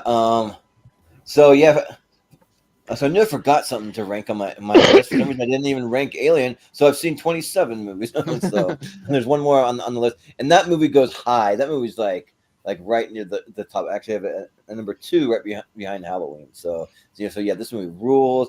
It's a horror movie set in space. That's like kind of one of the first of its kind to really do it. And James Cameron is great at that. And Ridley Scott. Oh yeah, I was getting confused on which one directed the first one and the second one. Ridley Scott, then James Cameron. We want to keep okay. Yeah, so Ridley Scott. So with that though, with Ridley Scott, he's one that's like I've already talked about it before, but he's very hit and miss. He's made some all-time bangers and some weirdo ones. I don't know, but so that aren't that good. The Counselor, and I don't know, weird ones, but good. Yeah, The Martian's great, but yeah, Alien though, it's just so good. Like it's just like these are the kind of movies that just really terrify me because this thing gets loose on the ship, and you don't know where the hell it is. Like it's just somewhere out there, and it could attack it any minute. So you got to watch your back. You got to look on all sides. Like when the chest burster when that pops out and my god, across the room, it's like terrifying. And also, near the end, Sigourney Weaver is like incredibly sexy. Like when she has to get, she's stripping down near the end. So, Is that all you think about, Jordan? Yes, that's all I think about. But and it's really good, and it even has in between it all, he had little small bits of some humor. I put put on the thumbnail is when we were holding a cat because there's a cat in the movie. But yeah, I think that the cast is just really really great. Ash too, he's a pretty memorable one for me. And yeah, just like all of them though. So yeah, all say S tier, easy. But Eric, what do you say? Yeah, I'm on the Alien camp over Aliens, but still Aliens is an S tier, so obviously Alien is also an S tier. Yeah. It's a great movie. Absolutely. Like, it's surprising. Like, the characters are not actually that like deep, but the whole cast is actually great. So they all in a way memorable. Like Harry Dean Stanton, Japhet Kotto, who also plays a villain in the James Bond movie. That's how I know him now. Japhet Kotto. Oh. That's right. Live and Let Yeah. Die. Yeah. And Vanessa Redgrave is, I think, is the name of the Vanessa something. Vanessa Cartwright. Vanessa Cartwright. Cartwright. That's no Veronica. Veronica Cartwright. Actually, Veronica Cartwright. Actually, Veronica yeah, Cartwright, that's right. Yeah, I know it's from Her B sister. because Vanessa Redgrave's another one. Yeah, Veronica right. Cartwright. Mhm. She's also in The Birds. Yeah. And Yeah. the whole cast, Tom Skerritt, and obviously Sigourney Weaver. Like, my favorite horror movies are the ones where you are really isolated. So Alien, The Thing, just to an Oh, The extent, Thing, even though you can technically not go to the beach, but still, like Alien S tier. Yeah. Mm-hmm. Yeah. Dan, what do you say about Alien? Earlier when I was talking about, horror movies that actually scared me, like Halloween doesn't scare me and Jaws didn't scare me, but the ones that really did scare me were Alien and Aliens. These are the movies with these creepy crawly critters that, put their babies inside you. And that's the kind of stuff that's scary to me. A guy with a knife isn't scary to me, a fake shark really wasn't that scary to me. But I always thought, oh my God, if we go out to space and you're in a ship and some crazy critter from some freaking other planet comes, you're done. And that's what this movie and its sequel did for me when I was a kid. They really freaked me the hell out. And so, as far as I'm concerned, this is one of the scariest movies, if not the scariest movie I've ever seen in my entire life. And so, for that reason, I would definitely say it's an S tier. I think, those are the kind of things that you think about when you think about the great films of all time. Yeah, the lasting impact for sure. Yeah, Mhm. but Maria, what do you say about Well, I Alien? like Aliens better because I just love, game over, man, game over, and stuff like that. Yeah, But right. Alien is still really good, We're really, dead really meat. good. Yeah. Yeah. And when you go to Disney World, the dinosaur ride has one xenomorph in there, and it comes in from the ceiling, and it's like, oh my God, this thing's for real. Yeah. So it's I think it's so well done. It's hard to believe, the same guy that could do the Gladiator stuff like that does. I mean, these kind of worlds that I can't imagine in my mind even. I'm not that creative. And then to flesh them out and make them real, and you really believe that the poor colony is going to be in so much trouble and whatnot. Really great movie. Really, it deserves S for sure, in my opinion. Yeah. Well, Chris, what do you say? Revenge for Westworld and revenge for the other movies not making it. I'm gonna put Don't this do that. movie Don't in do that. like F S or tier. Z. No, No. fuck that. Okay, I'm mature enough to know when to vote Alien into S tier. This movie is absolutely terrifying. It's an incredible film. Yeah, again, Sigourney Weaver kicking alien ass is hot as hell. Okay, Yeah. it's an absolute phenomenal film, and the hero in the actual movie is the freaking cat. Okay, Yeah. yeah, Yeah. Jones. Yep. yeah. All right. So, There we go. All right. So, Jordan, what you got next?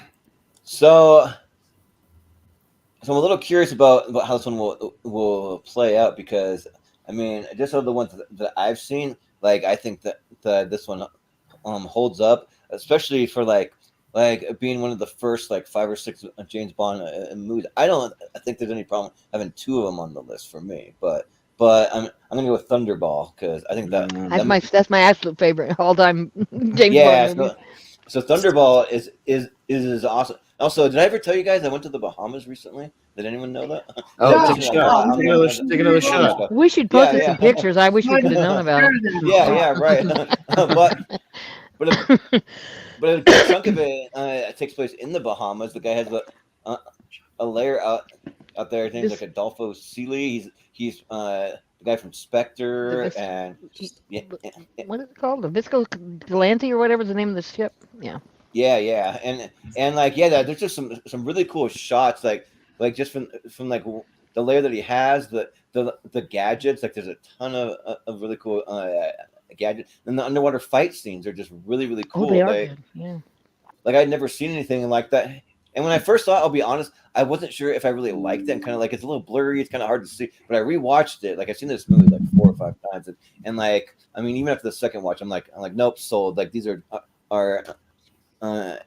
incredible, and it's like, how do you even shoot something like that? Like it just has to be a lot of work, a big task to shoot fight scenes that are underwater for so long, and also like they have James Bond with his jetpack too, so you get like all that right. Cool fun stuff. So yeah, I'm gonna say Thunderball for S tier. But Eric, what do you say about Thunderball?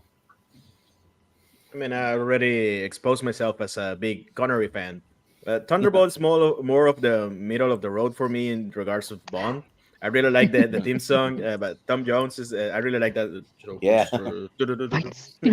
Like the It has a great credit sequence, as most of the Bond movies have. Emilio Largo's a fun villain. I like the sharks, even though I really don't like when they kill sharks in real life for the movie. But they're sharks. They're sharks. It has one of the better Bond girls. That I don't remember her name, but the redhead, the one that Domino gets killed. Oh no, you mean the bad girl? Oh, the bad girl. Yeah, the bad girl. Fiona. Also, the main girl is also really good. I really like Domino as well. Yeah.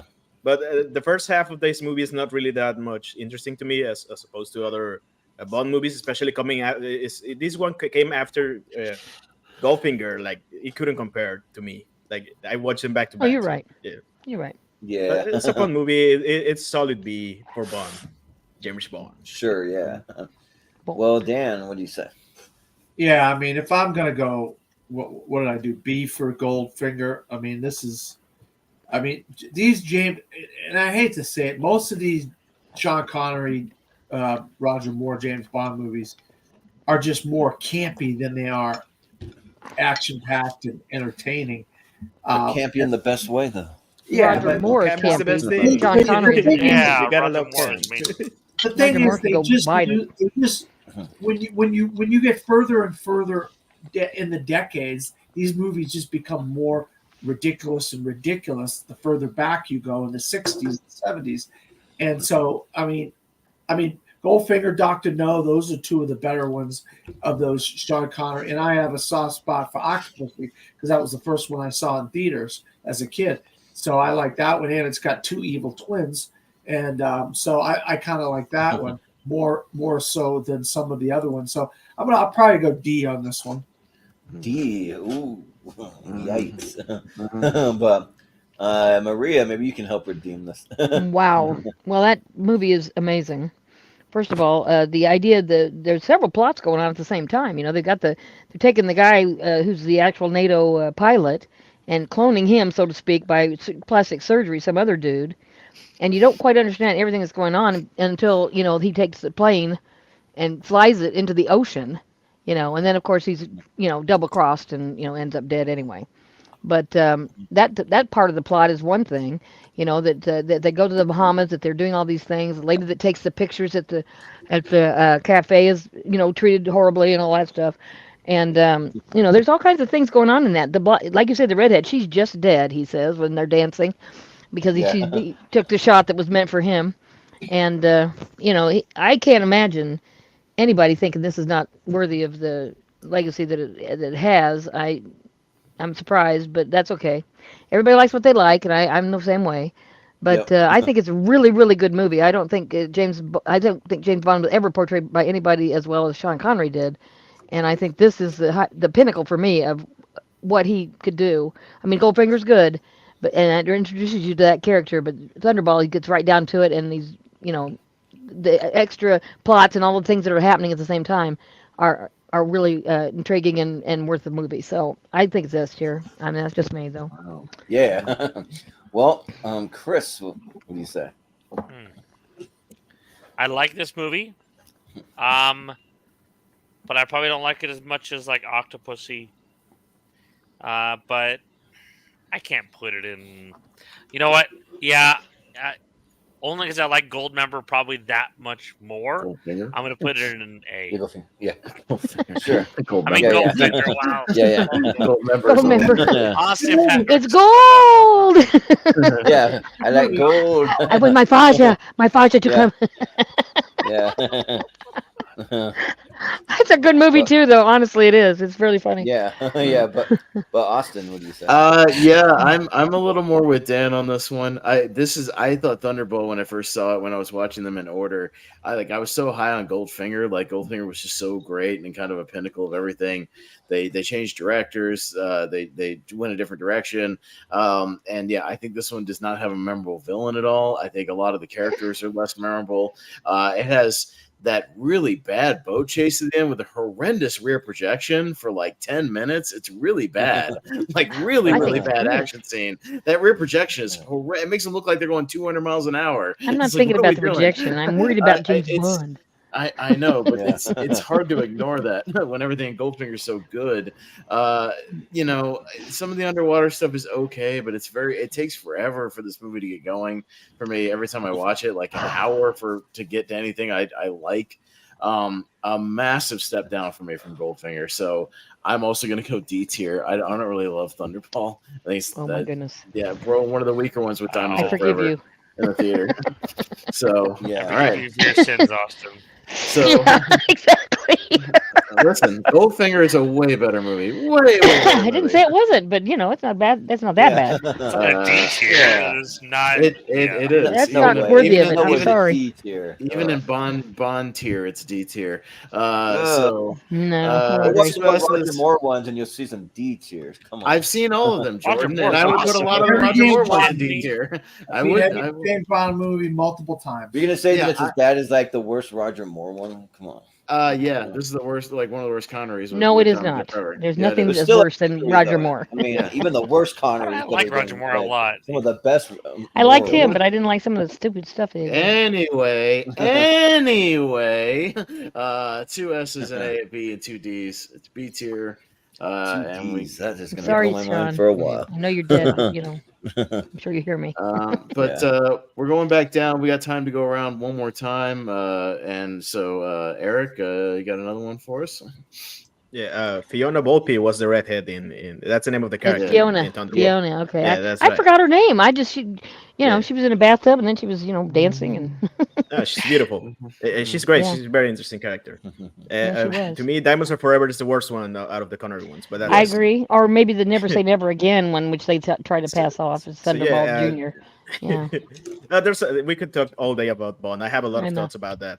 But Yeah, I me gotta. too. There's a lot of the obvious ones still left, and maybe a couple of the ones that are probably not gonna make it. So I'll just go with. You can go back, Pez. I'm going with. Forget it, Pez. It's Chinatown. Oh, okay. Gotcha. Chinatown. Yeah. She's my daughter. It's such She's a- my sister. She's my daughter.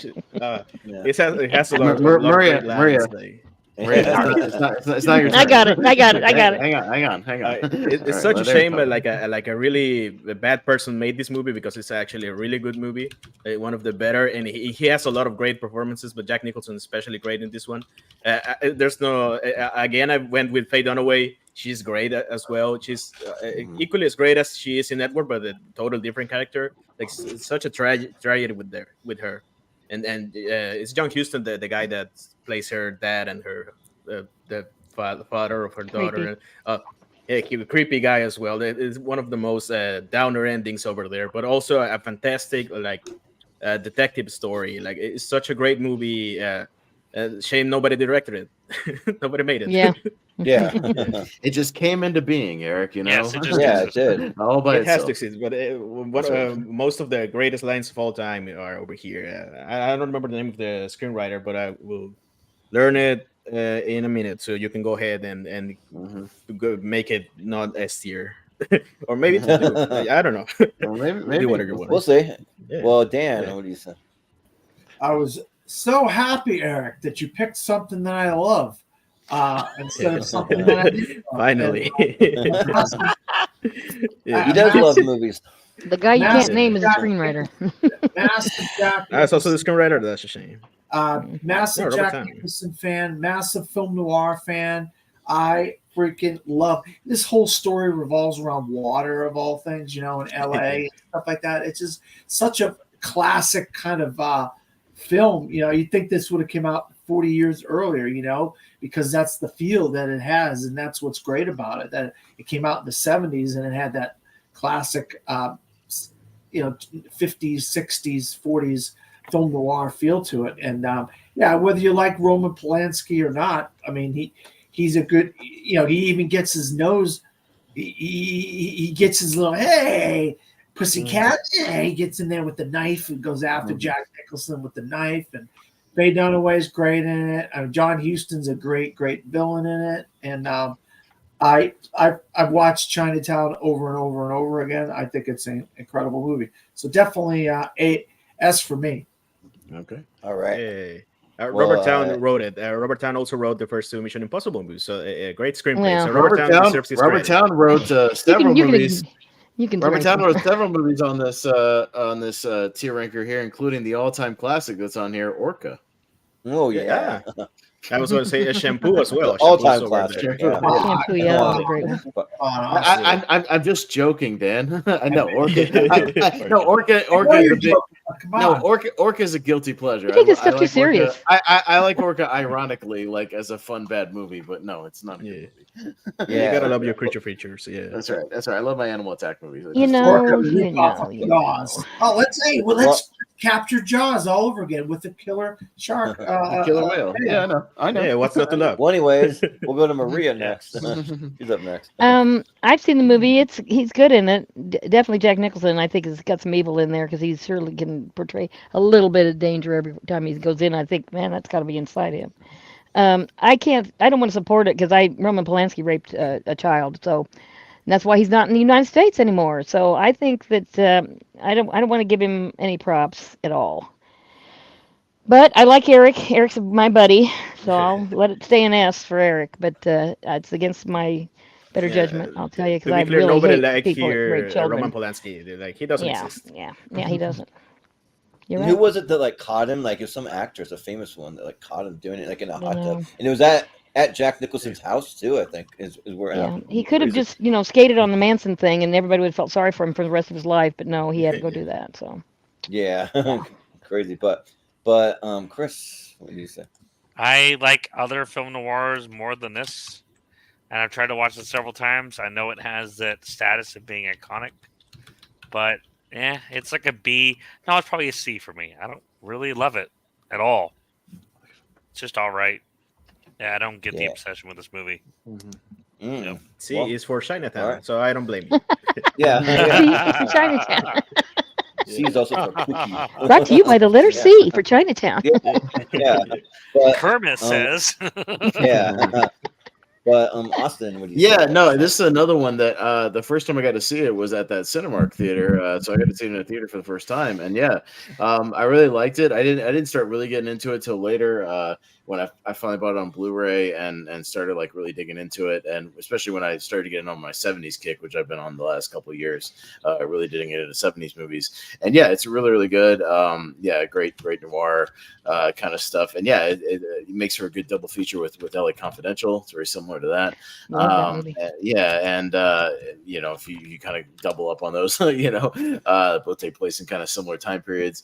It's a pretty damn good movie. Yeah, it's just too bad it just kind of came into existence by itself, and we don't know. Alan Smith, he directed it, so He's got a lot of credits, don't he? yeah, a lot of credits. I would probably rate some of the movies in the S tier later higher than Chinatown, but I'll give it a low S if that makes sense. But if we vote on it later, I would probably rate some of those a little bit higher just for personal favorites. But I'll go S tier for Chinatown.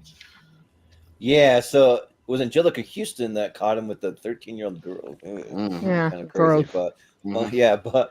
but If I would have had more time today, Chinatown would have been the very next one that I would have watched. Like I really wanted to see it. I just ran out of time, so I haven't seen it yet. So, But it is one of the ones again that I put on the short list, Dan and Eric, for him to watch when I give him 4 or 5 if he had time. Chinatown was on that list, so yep. Yeah, so. to be fair, I'm not giving more money to Roman Polanski. I bought it on DVD on a yard sale. Yeah, yard sale.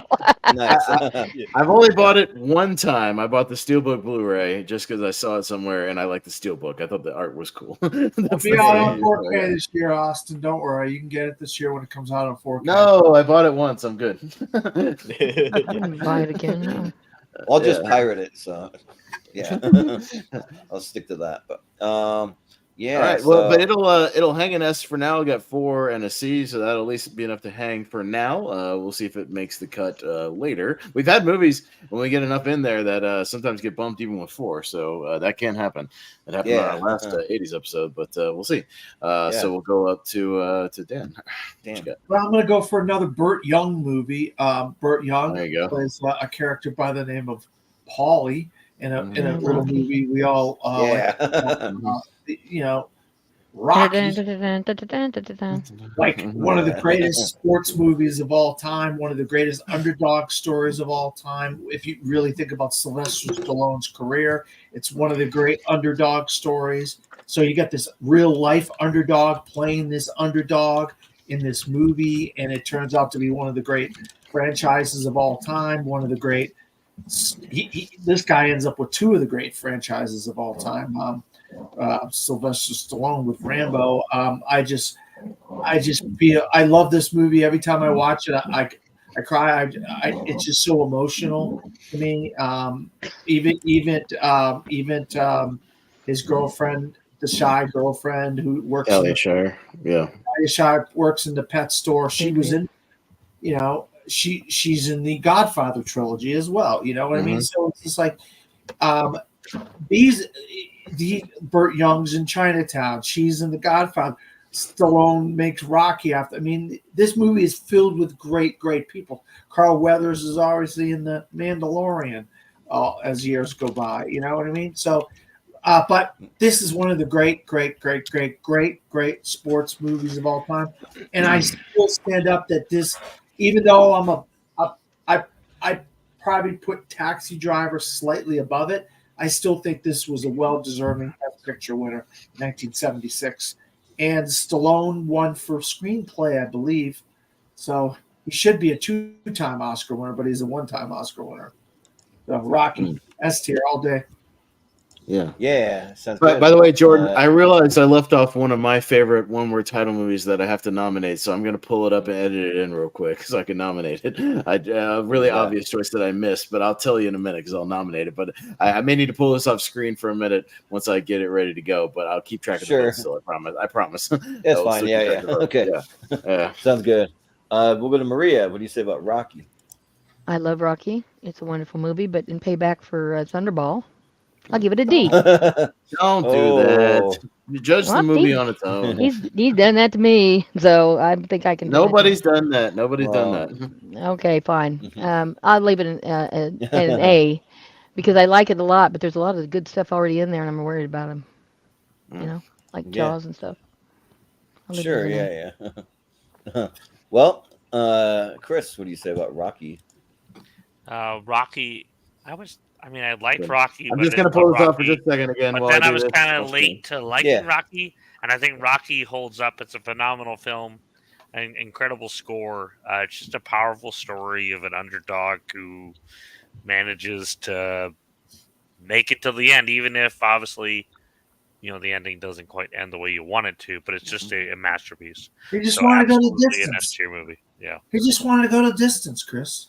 And I love that if you've watched the Family Stone documentary, it's incredible. It's a Stallone doc. Yes, freaking amazing series. Great doc. Yeah. I love that series of his family, Stallone family. They come back in season 2, actually. He actually goes back every year and does a thing to it. Does a thing for it. So I love that he still recognizes that movie and still remembers it. So absolutely Rocky S tier. Yeah. Austin, what do you say? No, Rocky? no, Rocky's definitely an S tier. Yeah, one of the great sports movies. I think when we did, combat sports, that tier ranker, it was at the top of there for a reason. Even though, yeah, it's not really about boxing. It's just about this character and about his story. And boxing's just kind of the backdrop of just what he happens to do, for a living, essentially. But yeah, no, it's this character piece. And yeah, as Dan said, it's a mirror of Stallone's life at that time. They didn't even want him to play Rocky. They just wanted a script. They were going to pay for him a script and cast somebody else. And it was a whole thing. Yeah, he was a struggling guy, struggling actor, same thing. And that whole monologue he has at the top of the stairs, I think one of his great performances in his whole career. Basically the "it stinks" monologue. It stinks. You want to know my life? It stinks. It's great. Yeah, one of my favorite little monologues. It's amazing, and just great writing. All over, great story, and yeah, you almost forget how good this movie is, given all the other movies we've had in this franchise. But to go back to how simple this movie is and how it works, I'll definitely go S tier.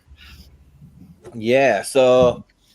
The first Rocky is great. Like I think like Rocky might be the greatest franchise maybe in movie history. Like as far as like just having a sheer number of just great movies, one after the next, and yeah, first Rocky, like it's a simple story. Like he's just trying to beat Apollo and like he's just worried he can't do it and he works so hard and he's trying, and then also the love story between him and Adrian. It's just like a really just simple kind of classic. I think they go like ice skating on their first date or something like that. But yeah, but yeah, just some little like lines. Like he's kind of this kind of like uneducated guy, kind of oaf kind of guy. But when she's like, why don't you want to fight? Because I can't sing or dance, or like just has these little lines, or like when they have Thanksgiving and he's like, to you it's Thanksgiving, to me it's just a Thursday, But so yeah, and I think that it's a really sweet story, and like I mean, spoiler for a movie that's this old, but he doesn't win at the end, and I think that's kind of like a like cool thing to see that like he worked so hard but he didn't quite win, but then we got to see it later on a lot, and I mean, but like even so, he's just proud of how hard that he worked, and he kind of like starts to build a friendship with Apollo and all that stuff. So yeah, I'll say S tier easy. Yeah, like if you know me, I'd put it like any Rocky in the S tier. So, but yeah, Eric, what do you say? Yeah, I was one of those kids that caught up with other of the nominees for Best Picture that year. Like I watched Network before this one, and I watched Taxi Driver before this one, and there's no way Rocky is as good as this one, right? And then Rocky's really good. It's a really fun movie. It's a really heartwarming story about a guy with a heart of gold, the underdog, the southpaw boxer. It's a really good story, even if it doesn't really that much about boxing. Like it's such a fine movie. It's a really good movie. It's more of an A tier for me. I've only watched it once, but I became a Rocky fan as well while watching this one. I like Creed more, but that's just me. That I grew up with Creed, so that makes sense for me. But it's an A tier, but I totally get why it's an S tier for so many people, because it's really an inspiring story, you would say. Yeah. And you got the Burt Young double feature in here. Yeah, I was going to say, Joe Spinell is also in both The Godfather and Rocky, Dan. Okay. Yeah, the creepy dude who was in like, he was also Maniac and all those 70s movies. He's also in a movie I'm going to nominate briefly. Yeah. All right. Well, since you got one you forgot. No. It's not my turn though. That's Maria's turn. Oh, it's Maria's. Okay, sorry. Yeah, no, I was editing that in for when it's my turn. No, not trying to skip anyone. No. Okay. My next nomination, and I guess last one, is going to be Superman, the movie. Okay. Christopher Reeve embodied Superman. Richard Donner did a fabulous job, and that screenplay the story came from Mario Puzo, and he was part of the people that wrote the screenplay with a couple other writers. So he's, he's very important writer, and I think it's S tier all the way. I think that's people still compare everybody else's performance as Superman to Christopher Reeve's performance. I think he worked hard on it, and I think he did a great job. I'm sorry that he had such tragedy in his life, and his whole family is kind of like gone except his son. But I think it's a fabulous movie, and I love watching it every time it comes on. Can I go? Yes. Can I go first? I know I'm supposed to go last. Can I go first, guys? I guess if you want. I mean, you guys are the bosses. Yeah. Yeah, don't care. I'll tell you Yeah. what. I'll tell you what, Maria. As a kid, this is one of those movies that really made. I mean, I watched the '70s are my jam. I mean, I literally watched '70s movies coming out of the womb. It felt like, and one of those movies was Superman the movie. Dun, dun, dun, dun, dun, dun, dun, dun. And that quote. Don't worry, I got you. You got me. Who's got you? I mean, Otis, Gene Hackman as Lex Luthor. I mean, just an incredible movie. But when you look at superhero movies, as the decades go by, you say to yourself, "Oh man, this kind of isn't as good as so many superhero movies, like 30s, 40, 50 years later." You know what I mean? And as a kid, this was like the greatest thing since sliced bread for me as a kid growing up. But now, when you look at superhero movies, Superman the movie might not even make the top 10 of superhero movies of all time. You know what I mean? And I wanted to say this because I didn't know if anybody knew this, but there was a documentary that premiered at Sundance this year called we all know. Christopher Reeve, The Superman Story. And Warner Brothers looks like they bought the documentary, so it looks like it's going to be on Max. And everybody said, bring your tissues, because you're going to be crying watching that documentary. I am a massive Christopher Reeve Superman fan, but I just think this is probably more of an A tier. Sorry, Maria. All right. All right. Well, After we'll all come that- to Chris. After all In my that, opinion. After all that, and he says A tier. Yeah, why would you say 8 here? Yeah. You picked it up as one of the greatest movies of all time, Dan. I don't. no, get I that. didn't. I did not say It that doesn't it's one hold of the up. greatest of all time.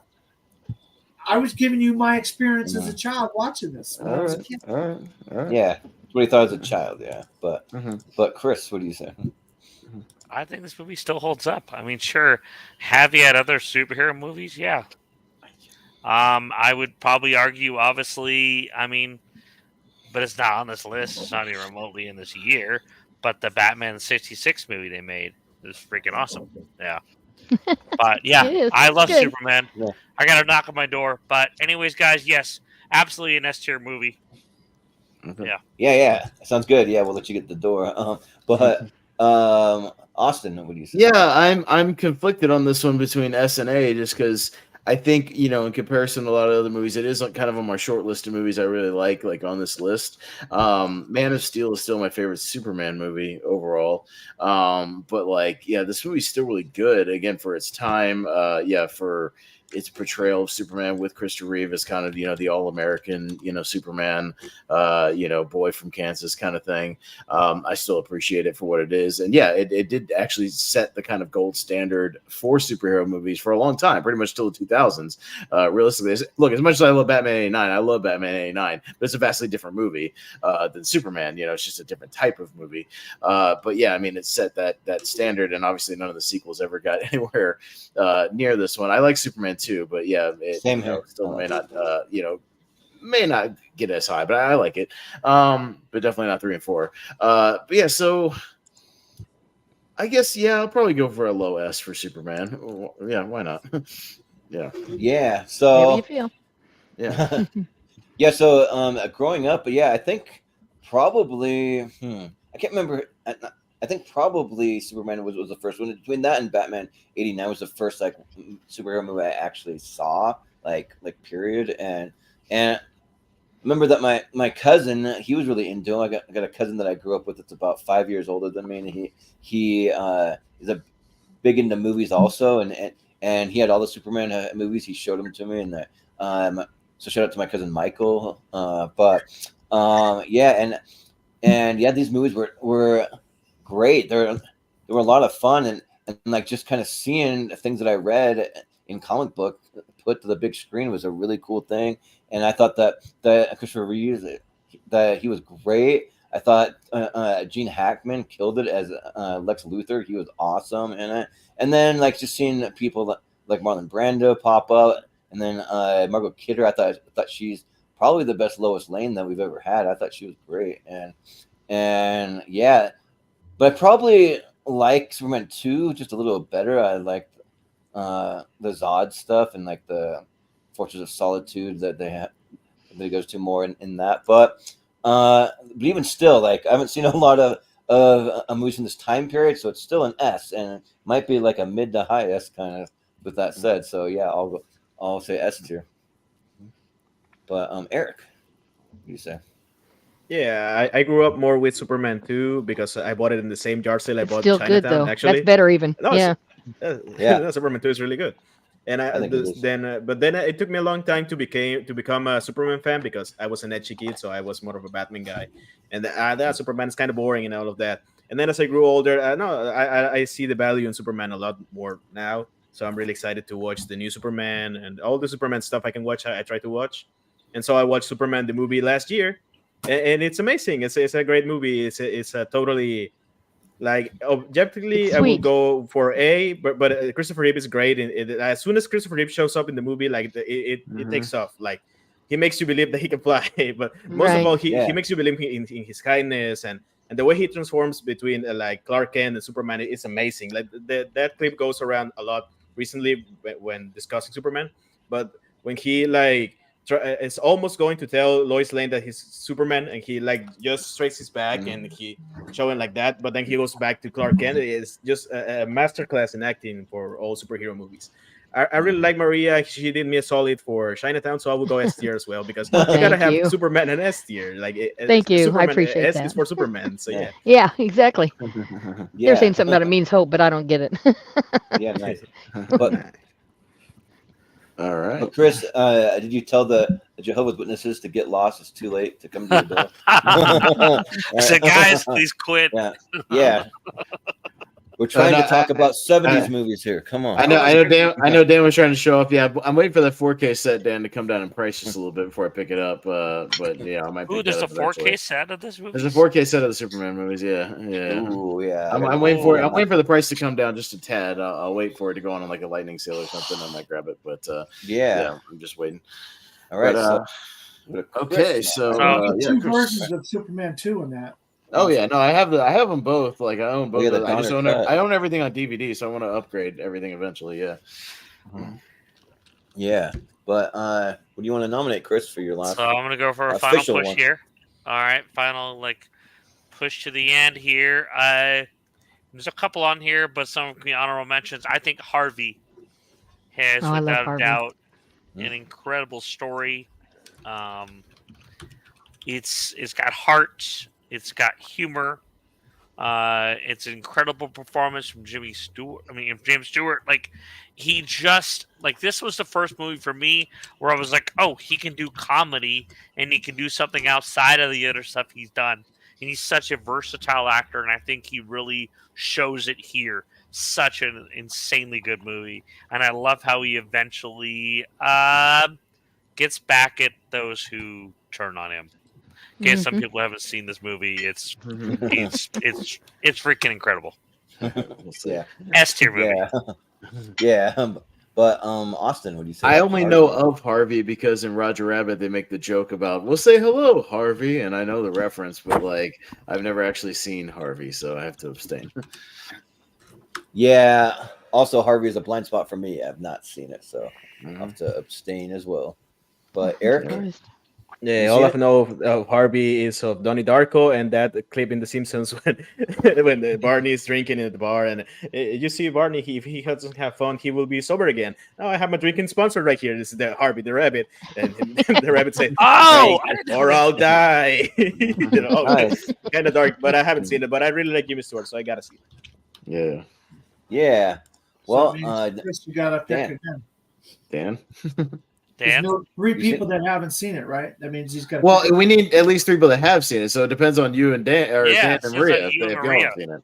Oh, I've seen it, but I'm not a Okay. big fan of it at all. So definitely way down the list for me. D. Okay. Okay. Yeah. It's a Maria? phenomenal movie. Imaginary rabbit that he. I mean, you'd believe it was there. I mean, I don't have a face to put to him, but I believed it. I think it's definitely an S tier because it's just iconic. It's just these old movies are not just black and white pieces of crap. I mean, some of these things are really really good stories, and that's a good story. I mean, he sells it like you wouldn't believe it. You really ought to give it a try. I think before you disparage it at all. But I think it's an S tier for sure. There's two S's and a D, so it's gonna be kind of back down Somewhere here in there. somewhere. Yeah. Yeah, Well, it's not not out gonna of make the it. But you had enough to get it on the list, so there you go. At least had Yeah. 3. All right. Yeah. Well, So Austin, yeah, I'm going for Yeah. another personal favorite that we've talked about here on the channel that I completely forgot, and like a dunce, I completely forgot on the list, so I had to add it really quick, but for good reason. So I added William Friedkin's absolute masterpiece, Sorcerer, which I forgot to put on the damn list from 1977. Shoot. Yeah, you gotta have Sorcerer. Sorcerer Ooh, is one of my Sorcerer's all-time favorite so movies. good. I love Sorcerer. This is great William Friedkin thriller from the 70s. Great practical filmmaking here. Listen, also, you can't go wrong with Roy Scheider in the 70s, okay? Roy Scheider in the movies in the 70s, pick them out of a hat. They're all great. This is another really good one. Really gritty stuff, bringing all these characters together in this jungle to do this mission where they have to drive this truck full of nitroglycerin, essentially dynamite, and any one wrong step and it's going to blow up. One of the great just filmed sequences of all time when it's crossing the bridge in the thunderstorm, the old jungle bridge, an insane sequence of 10 minutes of master filmmaking. And yeah, again, just awesome tension throughout. Just really good 70s stuff. I don't know how many people have seen it. We'll see where it goes, but I forgot to throw it on here. But I love Sorcerer. And again, credit my dad for turning me on to this movie for a long time ago. And it's quickly become one of my favorites. So yeah, I'll make a push for a Sorcerer. William Friedkin. Yeah. So, remind me where they go. Is it like Brazil or like I can't remember where they go? It's no, it's like not Colombia or something. South America. Like that. I forget. Yeah, I forget exactly. South American jungle. Yeah, somewhere in that jungle of Uruguay? South America, but Something like Yeah. that. It's kind of vague. They mentioned Yeah, it like but- once. Yeah. But it's another movie that I've seen. So I have seen 28 movies. So you found another one, and yeah, like you're the one that showed me this, and this movie's awesome. This movie, like, I mean, you talk about tension in a movie. Like, I don't know if I've seen like much more tension in a movie short of like Alien. Like I mean, it's just like you're just on the edge of your seat. Like, are they gonna make it? That bridge scene, it's just like so nuts. You're just like how are they even surviving? Like it's just like they're in the middle of this huge crazy storm. And how the hell did they film this? Yeah, right. And then like they have to slide down through the mud and all that stuff. It's just crazy, and like the journey that they have to go through, it's just really crazy. I will say, like, some of the stuff beforehand, like it's a little slow, but it ramps up pretty quick. Like that stuff isn't too long beforehand, but there is some cool stuff. Like at the very beginning when he's like, I don't know if he's with some mobsters or he owes money to or something like that, but then there's like they get in a huge car crash and there's some cool stuff there. But so yeah, but even so, like it is kind of interesting seeing just how they did that call on him to go down to South America and do this whole thing, and then he ends up being like kind of on the run sort of, but then he finds this job to do, and there's just so many like just like twists and turns and things you learn about Roy Scheider and his character, and it's just really good. So yeah, this has got to be an S for me. Yeah, this movie's awesome. So, Eric, what do you say about Sorcerer? So it's in Colombia, the country. That's what I thought. Okay. Near Colombia. Yeah. But there's also a scene in Veracruz, Mexico, so that's fine. I haven't seen it. I was just checking. Oh, okay. I owe it to Pez because he mentioned it a couple of times, so I gotta watch it. What I watch of William Friedkin is really good, so I really need to watch Sorcerer. So I owe it to you. Sorry. Yeah. Yeah. Well, I try to turn people onto this movie as much as I can. Just at least check it. It's not as hard to find now as it used to be. It's on Blu-ray, but it has popped up where you can buy it for like $10 on Vudu, or you can rent it on Prime. It's well worth your time to at least rent it and check it out. So yeah. anyway. Dan, what do you say? Yeah, I'll tell you. I mean, Friedkin had a great run in the 70s, but I just like a couple of other of his movies, The Exorcist and The French Connection, more than this. And I mean, when you're talking about the 10 best of this list, I mean, obviously this is a pick of Austin because he likes this movie so much. But when you think of it in overall context of a great, the best of the best type of list, does this beat some of the films that haven't even been brought up yet? In my opinion, it doesn't. So I would have to say probably B. Yeah. That's fair. Maria, what do you say? I have not seen it. I don't know anything about it, and I think I'm not supposed to vote if I don't know. I don't want to be. Yeah, no, that's fine. No, I'm sorry. but I bet you'd really like it though. Yeah, it's really good. I might. really good. Yeah. I get all kinds of recommendations on these things. It's great to Yeah, go right. through 'em. Yeah, but Chris, have you seen Sorcerer? I think this movie's incredible. I think it was actually your recommendation on another one of our shows where this We movie did. was gonna come up. It came up. And we did a wheel of movies on it in honor of Freakin' when he died. So Yeah, we did that. Yeah. Wasn't that? But I got it a recommendation to me by you at some point, Mhm. and freaking incredible movie. I definitely want to own this movie on Blu-ray. Yeah, I wish we could a 4K of this movie. It is phenomenal. Grip, edge of your seat, masterpiece, incredible performances. Like you feel what they're going through, especially like you said that famous bridge crossing scene. Holy shit! Like Yeah. yeah, Mhm. yep. It's like one of definitely belongs in this tier. It's tension filled. Mhm.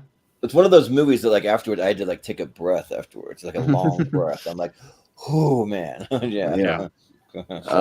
So yeah, it'll hang in that spot for now, but probably get knocked out because there's some obvious ones we haven't brought up yet. So it'll probably get knocked out by the end of this thing. I'm sure down into the A tier, but we'll see what happens here. All right, Jordan, one more pick, and then we'll go to the Hail Mary round. What you got? Yeah, so I'm gonna go with an Alfred Hitchcock one, but my favorite Alfred Hitchcock movie is 2 words. It's Rear Window, but as far as one word one goes, I gotta go with Vertigo.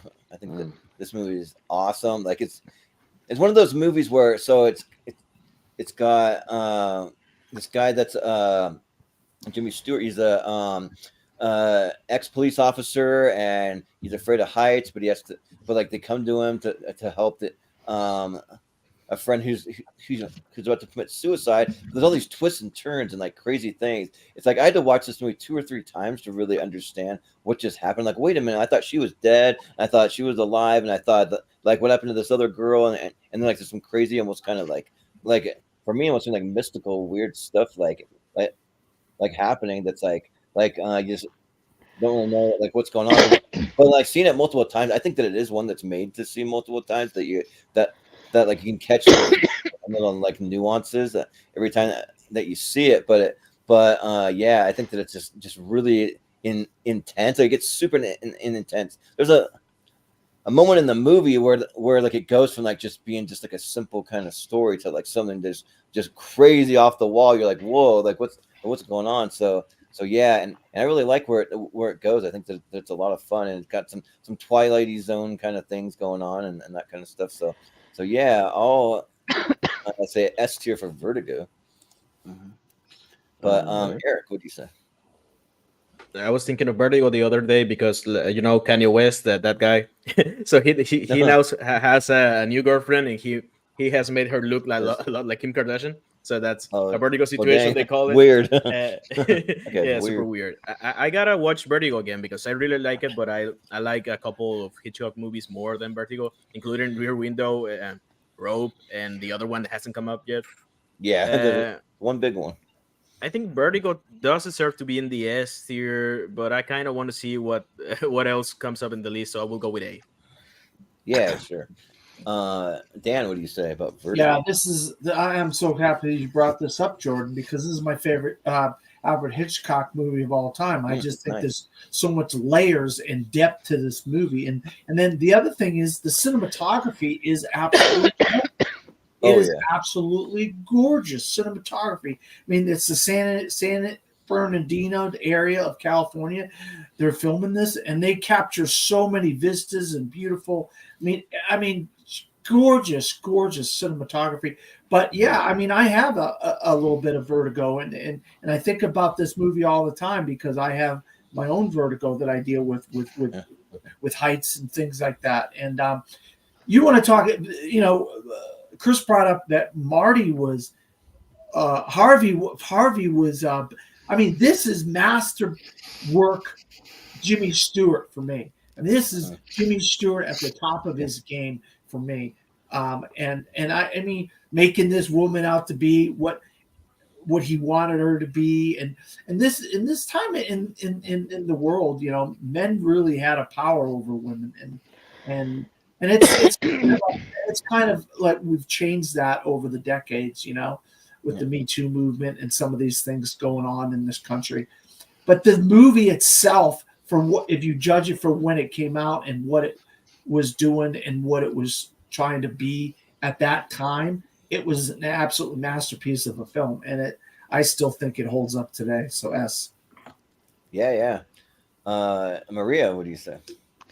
I think it's an A. There's a lot better Hitchcock movies in my opinion, but I like it. I just don't think it's an S right now. Sure, yeah, Sorry. yeah. That's all good. He's got Sorry a lot about of that. good ones. So, but Chris, what do you say?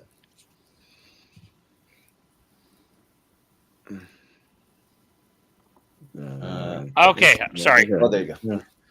Yeah, Vertigo is absolutely incredible. And yeah, you're right. This movie, right from the very beginning, you kind of feel like it's going to be idyllic and kind of a soft movie, and then right away it kind of flips it right on its head. It's an incredible movie from beginning to end. Absolutely a perfect film from beginning to end. And like you kind of said, what makes this movie so incredible is all the different layers. Yeah. It's absolutely an S tier film for sure. Yes. Sounds good.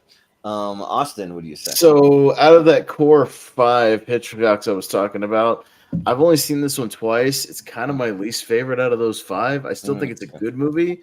I think it's a little too convoluted, to where, I don't know if I should have to see a movie 4 or 5 times to like get exactly what's going on.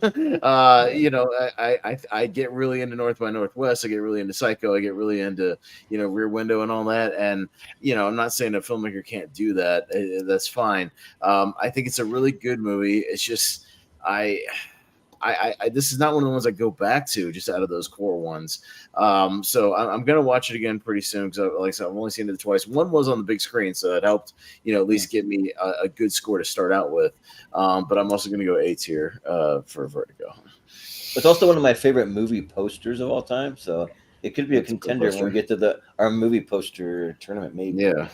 Austin, can you go down to where it said Eraserhead? Can you look at that poster for just 1 second? Oh, yeah. How did Gordon Ramsay end up in that movie? Yeah. Because didn't he look like Gordon Ramsay? Kind of, yeah. If you give him like a I can just see it wacky from hair. here. Yeah. I just thought I'd mention that. Oh, yeah. Yeah. He's a shapeshifter, time traveler. Oh no. Yeah. He yelled at people all along the street. All right, so we are at a little over that 2-hour mark, and we're ready for our kind of Hail Mary last chance round. So how this is going to work is we'll go up and down the ladder again, and you guys can shout out any movies you still think are, either S tier, kind of high A tier, just those other ones you think are really worthy of shouting out. I'm going to write them down, and I'm going to be looking for those crossover movies that get at least more than one, shout out, just so, and they'll go on the actual tier chart, and then we'll give them official grades when we get there. And definitely stuff that could for sure shoot up into that S tier. We've had it happen before many times.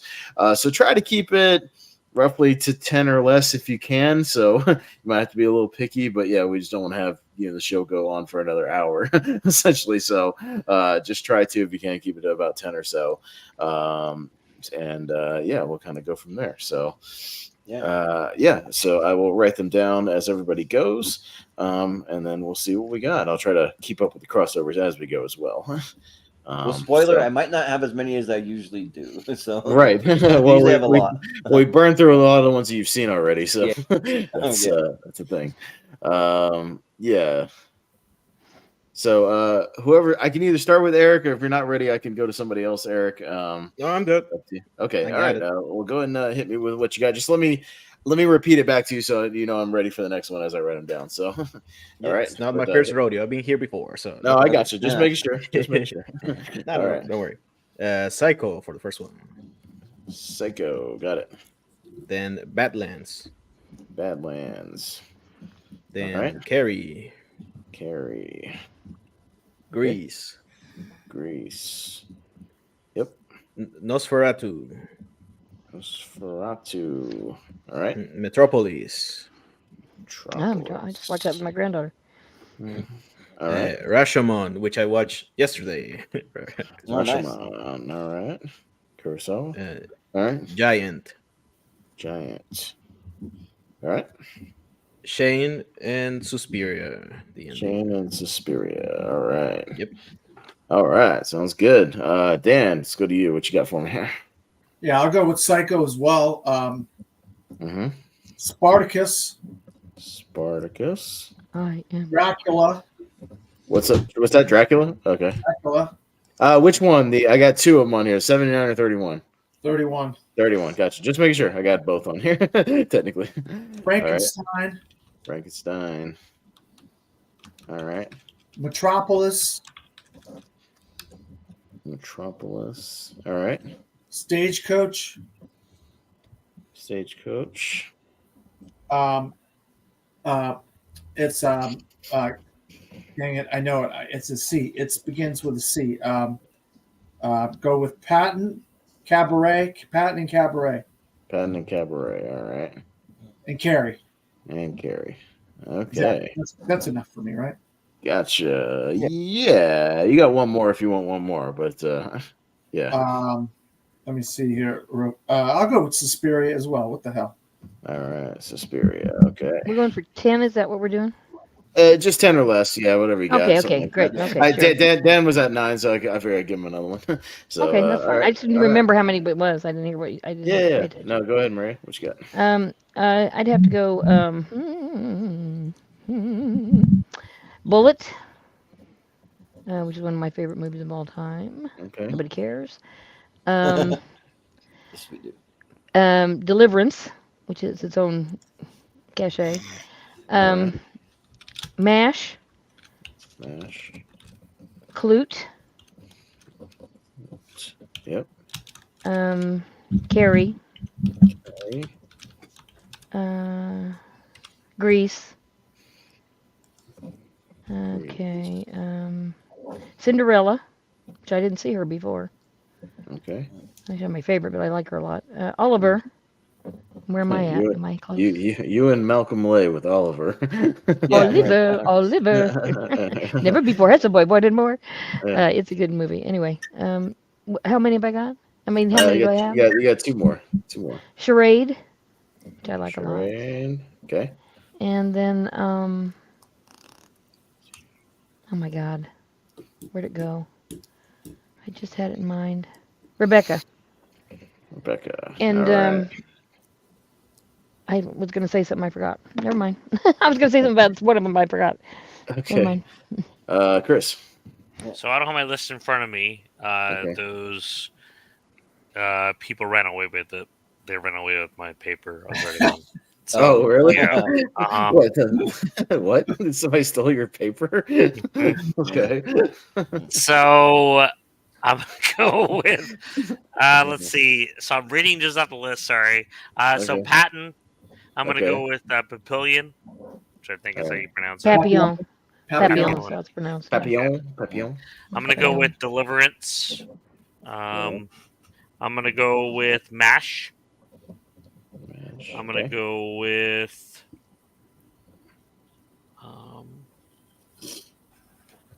Suspiria, which is totally mispronounced that movie. I'm gonna go with Dracula. Let's go with the earlier one, 1931. Yeah. Yep. Let's go with Piranha. I like I'm gonna it, but go it's a with guilty pleasure. Psycho. Okay. Psycho, that's a good one. I forgot about that one. Spartacus. Sorry, I don't know how many I'm at right now. you're at about your limit. So there you go. Okay, so let's actually switch out Spartacus for Bullet. Okay, gotcha. Bullet. That car chase, All right. phenomenal. Yes. All right. Okay. So for me, I'm gonna go Spartacus as well. Psycho, Frankenstein, Phantasm, Patton, Serpico. Ah, shoot. I forgot about Serpico. Serpico rules. Carrie, Grease, and my last two, Stagecoach and Django. Ooh, I don't know why I said Stagecoach. God. I can't believe I forgot Serpico. You wanna add Serpico for me, and we'll get it on there. Yeah. I'll throw it up for, all right, Serpico. Just wait. I watched it for the first time. Yeah, you might have me in there too. All right, Serpico. Cool. Yeah. So let's see. You ready for me? Or? Yeah. Okay. Let's see. Yeah, I'll go with Bullet. Let's see. I'll go with Psycho. Serpico, which I'll just say I watched it the first time and loved it. It was awesome. Yeah. I told you to watch that, so you're welcome. Yeah. Yep. Yeah. And then Frankenstein. Phantasm. Throw that in there. Mm-hmm. And I'll even throw an Orca for like a guilty pleasure because that scene they showed us like a guy like getting pissed and then all of a sudden the whale comes up. Oh, it intrigued me enough to want to watch it. But and then Dracula and just for a guilty pleasure, it won't make the list, but I'll shout out Moonraker because like I kind of like it. So. Total Star Wars Bond knockoff, but Yeah. All right, so if you guys will give me about a minute, let me write down all these crossovers on my actual list so we can get some official voting going on. So give me just a minute, and I'll be right back. Yeah. So get this going here. All right. All right. Okay. So Look I'll be at with my- you in just a moment. My recommendations, I'll probably watch so I got 4 big recommendations to watch after this: Airport, Rope, Westworld, and Chinatown. So I'll get to those. Mm-hmm. I haven't seen so. Yeah, I had a list as well to watch before this. And next up was Serpico, but I didn't get the chance to see it. Oh, that's dang. good. Good stuff. That's a good one. Yeah, also Sidney Lumet, so I really wanted to see it. Well, Yeah. real story You too. I mean, can't go real- wrong with 70s Pacino. He's pretty. I damn know. good. Yeah. Yeah. Like young Al Pacino is great. Yeah. But Mhm. also Yeah, I watched Ten of the Deliverance Woman for this stuff. and Whatever. like it was good. I just didn't love it as some people did. Yeah, there you I go. just like that Serpico. yeah, Didn't get it in my yard sale. I like at least 200 of my movies I got in a yard sale. So Oh, nice. when I was getting out of middle school, Yard I sales are had to the walk best. to my home, and I found a yard sale near my house. And at first, they started to sell it to me like $2 at the time. It was 20 pesos here, 20 pesos. But now it's more like $1.50. But then I started to go a lot, and then I went out with like 4 movies, and then by the time, like for the second, third week, I started to go. You can take it for half the price. Great, and I got a lot of movies that way. Nice. All right. Nice. So But I was gonna Ready. say, I just real quick. Does anyone think that kid from Deliverance that plays the banjo, it looks like Joe Biden? There's like a meme going around about that. He looks like Joe Biden.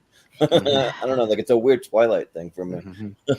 But anyways, all right, so we've got 14 official crossovers, but these go quickly because we go kind of speed round voting. So we just go up and down the same order every time. We'll just start with Eric each time, and basically you guys just give me a letter grade. So, and we'll see what makes it. So that's how it works. So Eric, we will start with. I don't have these in any particular order. I just started with Phantasm. Okay, go ahead. I haven't Eric? seen it, but I knew it was your pick. Yeah, Dan. Yeah, I'm not the biggest fan of Phantasm, so D. ooh, All right. B or D? What'd you say? D.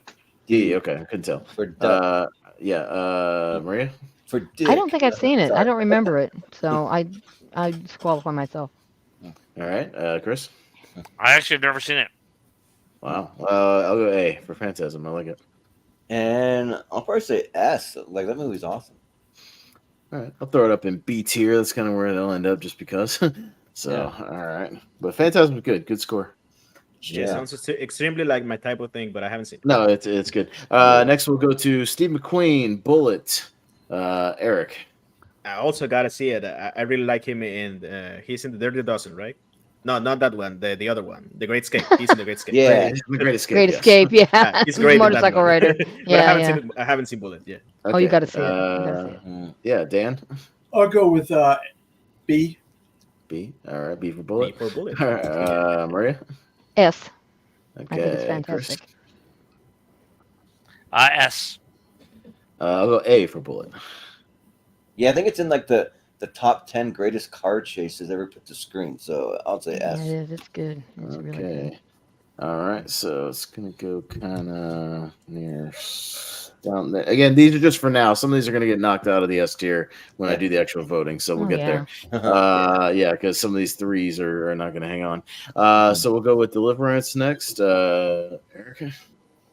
I haven't seen it either. Okay. Dan. B. B. Ding, Okay. ding, ding, ding, ding, ding, ding. Maria. Yeah. I'm going to do I'd that. say A. I'd say A for it. I'm Okay. waiting for someone to do that. Yeah. Right. Ding, ding, ding, Chris. ding, ding, ding. I'm gonna go with A. Okay. Yeah, I'll also go with like a high A. I really like Deliverance. I watched it for the first time for this. I'll say B. Okay. Yeah. Okay. You All don't know right. what you're expecting. It's a Yeah. fun movie. I like- told him I was it's like, I told him it's a whoa. weird movie. Made him squeal like a pig. Squeal like a pig. Yeah. No. Say it Uh, louder. Pulp Fiction. Yeah. All right, so we're gonna hit the two Universal monster movies next. So we'll start with Dracula. Eric. I gotta respect it more. I'll go B. Or Okay. maybe B is fine. B is fine. Okay. Dan. Yeah, I'm going to go B as well for Dracula. All right. Maria. I think A. Was it open? All right. What Chris? the fuck? So my door just opened by itself. And it was Dracula's coming in. Don't invite him in. Holy It's a- Yeah, shit. don't let him in. Yeah. Tell me he's not allowed to come in. Don't Chris, say it's his Croc name and 5 holy times. water. Stop. You're not allowed to come in. Yeah. Yeah. Dracula's work? incredible. Get Absolutely. some garlic. Yeah, the holy water. All that. Yeah. The cross. It was really, really creepy. Crucifix. Like, Uh-huh. yeah. All right. So as you said, okay. I'll go A for Dracula. Yeah, that happens once in a while at Bela my house. Lugosi. But I think it's for because of like air pressure in the house or something. But Mhm. Of course, 'cause it could for- be a ghost. So you wanna believe yeah, but I'll say probably A. It's a ghost. Go A. it's a All right. ghost. Yeah, it's a ghost. Yeah, it sure is. We have several all here, right. too. All right. The other one. Like haunted house. Let's go Frankenstein. Eric. I like this one better. A. Dun, dun, dun, Yeah. dun, dun, dun, dun. I Dan. like it better as well. A. Yeah. A. Maria. A. All right. Chris. I'm gonna go with A. Okay. I'll go S. Love Frankenstein. And I'll also say S. You know what's You great know, about I'm those? gonna avoid to S. You know what's Oh, so 3 and 3 now. Okay. Yeah. That's not as good as Bride of Frankenstein, though, right, guys? Yeah. I like. that's Yeah. it. No, I think I they're like both on Bride the same better. level for. They're both on the same level for me. Yeah, me they're- personally. All right. Dan, I got to see a double feature one time in Fathom Event of Frankenstein and Bride of Frankenstein. That was a great night at the movies. I'll tell you that. No, Yeah. no, don't get me wrong. I love And it was awesome because they're both like 65 minutes. Those are great movies. Yeah. 65 I minutes, just man. always thought a Bride was a little bit better. I thought there was more character. No, development. I understood. Yeah. I mean, we had Bride of Frankenstein on some other tier rankers stuff. It did really well. So, yeah, we've done that before. All right, so we'll go to the ultimate dad war movie, Patton. Eric. Yeah. I only seen parodies of it. I haven't seen it. Okay. Dan. Definitely an A. A. All right. Maria. B. B. Chris. What are we talking again about? Sorry. Patton. Patton. Patton, definitely S tier. Chris was distracted by a Dracula coming in his door. I was Yes. just going to say, did Dracula He got bite you? spooked Is out. that what you're trying to hide? I'll go for high A. Yeah, this is one my dad showed me. I like it. And I have not seen it. That's a blind spot. Okay, so mid A as well. All right, kind of somewhere, wherever. All right, we'll go to MASH. It's Robert Altman, right? So Eric. Yeah. B. I need to see it again. Also, the yard sale. I also got it there. Gotcha. Robert Nice. Altman's an acquired taste, and I'm not that acquired. I'm gonna go B. I thought it was a phenomenal movie. I thought, oh my God, they shot him. No hot Yes. lips. It's a starter Yes. gun. I would give it an A for sure. I mean, I think it's great, but I don't. We got a lot of Okay. stuff in S, so yeah. All right, Yeah. Chris. I'll go with A. Okay. I haven't gotten around to it yet. I haven't seen it. Jordan. It's good. Yeah, I've never seen it. I've seen most of the series, like Alan Alda, those guys in there, but I haven't seen the movie. All right. So we'll go next to Stanley Kubrick's Spartacus. Eric. That's the one Kubrick I haven't seen. Okay. S. Dan S. All right. Maria. I'll give it an A. I get Chris? tired of Kirk Douglas. Wait a second. Yeah. How did I not know this was a Stanley Kubrick movie? Seriously, I actually like a Stanley Because it doesn't like fit the rest of his filmography. It was one of his his only for hire movie where he did it. He was brought in to do it, and it wasn't his creation essentially. Yeah. But it's So a he didn't get Kubrick to fuck movie. it up. The movie is Wow. a masterpiece. It's so good. S. Yeah, I'll go S. You wouldn't have Gladiator without Spartacus. The runtime always scared me just a little, but now we have movies like long all the time, but I haven't seen it. That's Okay. what she said. Oh. All right. So it's got 3, but it might get bumped. We'll see. You never what hear that in happens. an appropriate way. That's awesome. You got it. Yeah, right. All right, got a few more left to go. Let's go with the Brian De Palma's Carrie. Eric. S. Why not? I like Carrie. All right. Dan. A. A. But I have gained more respect for it as I've watched it more over the There's last. got to be one Brian De Palma movie there. That's what I bet. It's a good A. Yeah. Yeah. Maria. I think it's an S. It's really good. All right. Yeah, that we can go up against Scarface in the championship. Right? Hey, hello to my Yeah, little good friend. Yeah. Chris. Once again, sorry. I will pay attention. What Carrie. movie are you talking about? Carrie. Pay Carrie. attention, Chris. We're doing a show here. Carry on Okay. my trailer son. Carrie is absolutely an S. Yeah, great movie. Okay. I'll go high A. Not one of my personal favorites, but a great movie. Chris has the 8-second memory like that guy in 50 First Dates or something. Basically, yes. Yeah, but yeah, I'll say A for Carrie. Okay, so 3 and 3, so it's kind of on the border as well. Got a few of these on the border that I'll sort out here in a little bit once we get there. Next, we'll go to Stagecoach. It's John Ford, right, Dan? Yep. All right, Eric. Yeah, I don't really like it because it made great me... poster, by the way. Look at this poster. That poster. I know. It's a hell of a poster. Yeah, It was a poster good too. answer at a trivia thing I had that I won because of Stagecoach. I haven't seen it. Okay. Oh, okay. You need to see it. It's not that bad. Dan, It's not very yeah. long either. No, I A, really like A. it. Hey, okay. Yeah, Maria. The most famous part is when he's slinging around his shotgun. Yeah, I love it. I'd give it an A too. Yeah. All right. Chris. I'm gonna go A. Okay. Yeah, I'll also go high A. I really like Stagecoach.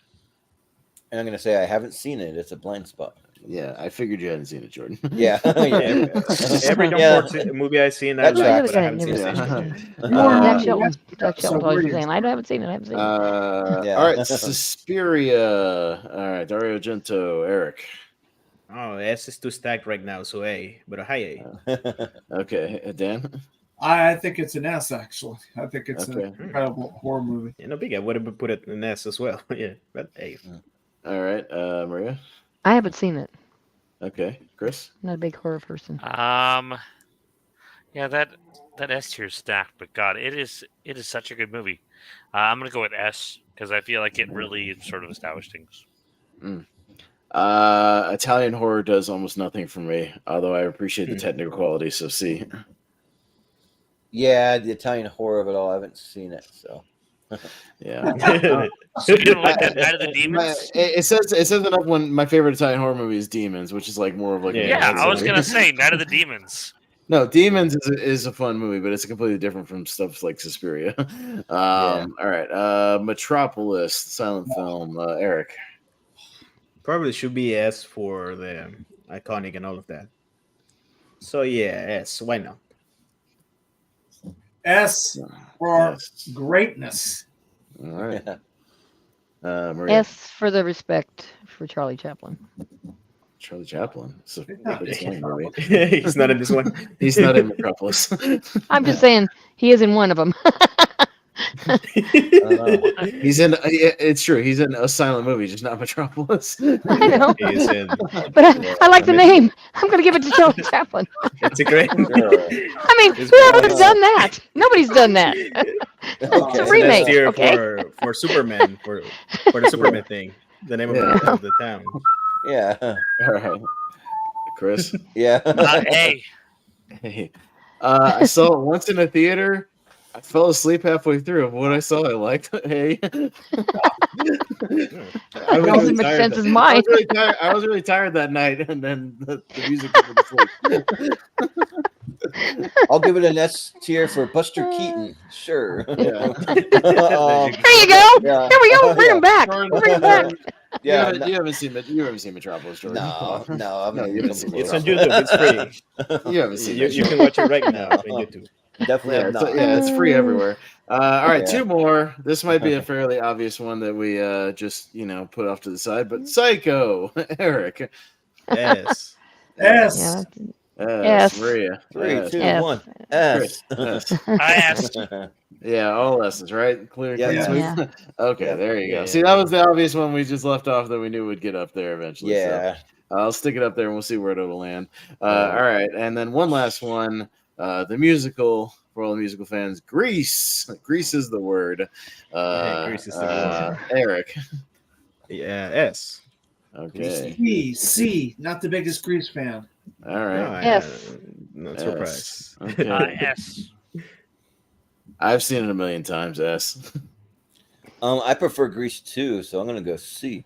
Oh my goodness. Really? Yeah. I've never Like it better. understood. I've never understood that What? shit ever. Oh. Grease Grease 2. is so no. Yuck. No. Well, they got the the Grease 2 motorcycle is where it guy. gets Right down up there and with dirty. the They get stupidness of this crybaby. No. they get they get down and dirty in Grease too. So come on. All right. Okay. So there we go. So now I got to go back to the. I got to go back. What? Sorry. What? Grease got more S's than Vertigo. Yes, it did. Yeah. Yeah. Vertigo had 3 S's, 3 A's. So Grease very- had 4 very S's. different Can't movies, shame us so- into loving something we don't love. Yeah. Two C's.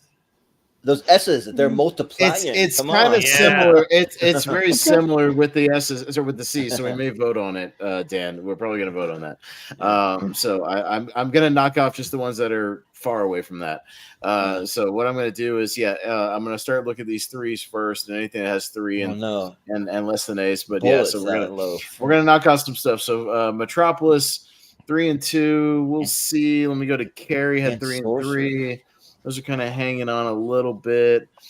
Spartacus 3 and 1 is probably gonna get knocked, unfortunately. Bullet 3, 1 and 1 is gonna get knocked. Frankenstein 3 and 3, very similar. Sorcerer has got what I got here. Sorcerer just 3 and a B, so that's gonna get knocked. And then so out of the 3s here, let's see, 3. Vertigo and Frankenstein are the same. Carrie is 3 and 3 is the same. Metropolis is 3 and 2, so not as many votes. Metropolis gets knocked, and then Chinatown. Let me see, has 4 and a C, so those are kind of similar. That's very similar to Grease. So all right, Vertigo. Let's see, 1, 2, 3, 4, 5, 6, 7, 8, 9, 10, 11. All right, so we got 14 so far in the S tier, so we have to bump 4 movies essentially. So Chinatown, out of those, is the highest of the low, if that makes sense, with 4 and 1 C. Grease has 4 and 2 C's, and the other ones only have 3. So unfortunately, Carrie, Frankenstein, Vertigo, Grease, gone my out God. of the S tier. I got chills. Just They're like that. multiplying. Yeah. But but what we can do though is out of these couple right here, Grease had 4, so it's an automatic honorable mention. The next couple of ones, again, Vertigo, Frankenstein, and Carrie are all the same, so we can't vote on which one does not make the honorable mention. So that's what we're going to vote on first. So we will vote on which one would you bump out of the honorable mentions, and we'll just go up and down the ladder. So Eric, your least out of those 3, essentially. Vertigo, Frankenstein, Carrie. Frankenstein, probably. Yeah. Okay, Dan. Frankenstein. Frankenstein. All right. Maria. This is really hard. It's not my favorite Hitchcock. Wait, so we're voting for the one we like the most out of those, or the least? The least. Okay. I'm Which going one to will go for you bump Vertigo. out? I am, because I think Frankenstein's really. The way you really worded it hard. made it seem like least was like gets I bumped said the up. one you like the least, you vote Yeah. for out of those Okay, 3. Vertigo. I heard Uh, least, but the way you yeah. worded it was weird. Chris. Come on, Chris. Do the I'm right gonna thing. go with Frankenstein. I would vote for Carrie. Oh, so it's out of those 4? No, Vertigo, Frankenstein, and Carrie. I'm going to break it down one more time, Jordan. Out of Vertigo, Frankenstein, and Grease then? Carrie. What's Grease had doing? 4, so it's an automatic honorable mention. Oh, so we're going for honorable mentions. We're not like. I I'm thought talking you Jordan, about you're the these 3 host. honorable Yes. mentions. Pay attention. We are made voting it sound for like which you were one- bumping someone up in the S tier. I'm like, why No, are we I doing bumped that? Alex No. out of the ST like- already. Now I'm voting for this. All Yeah, the like, 3 why are right we doing here that? that had the same Okay. votes.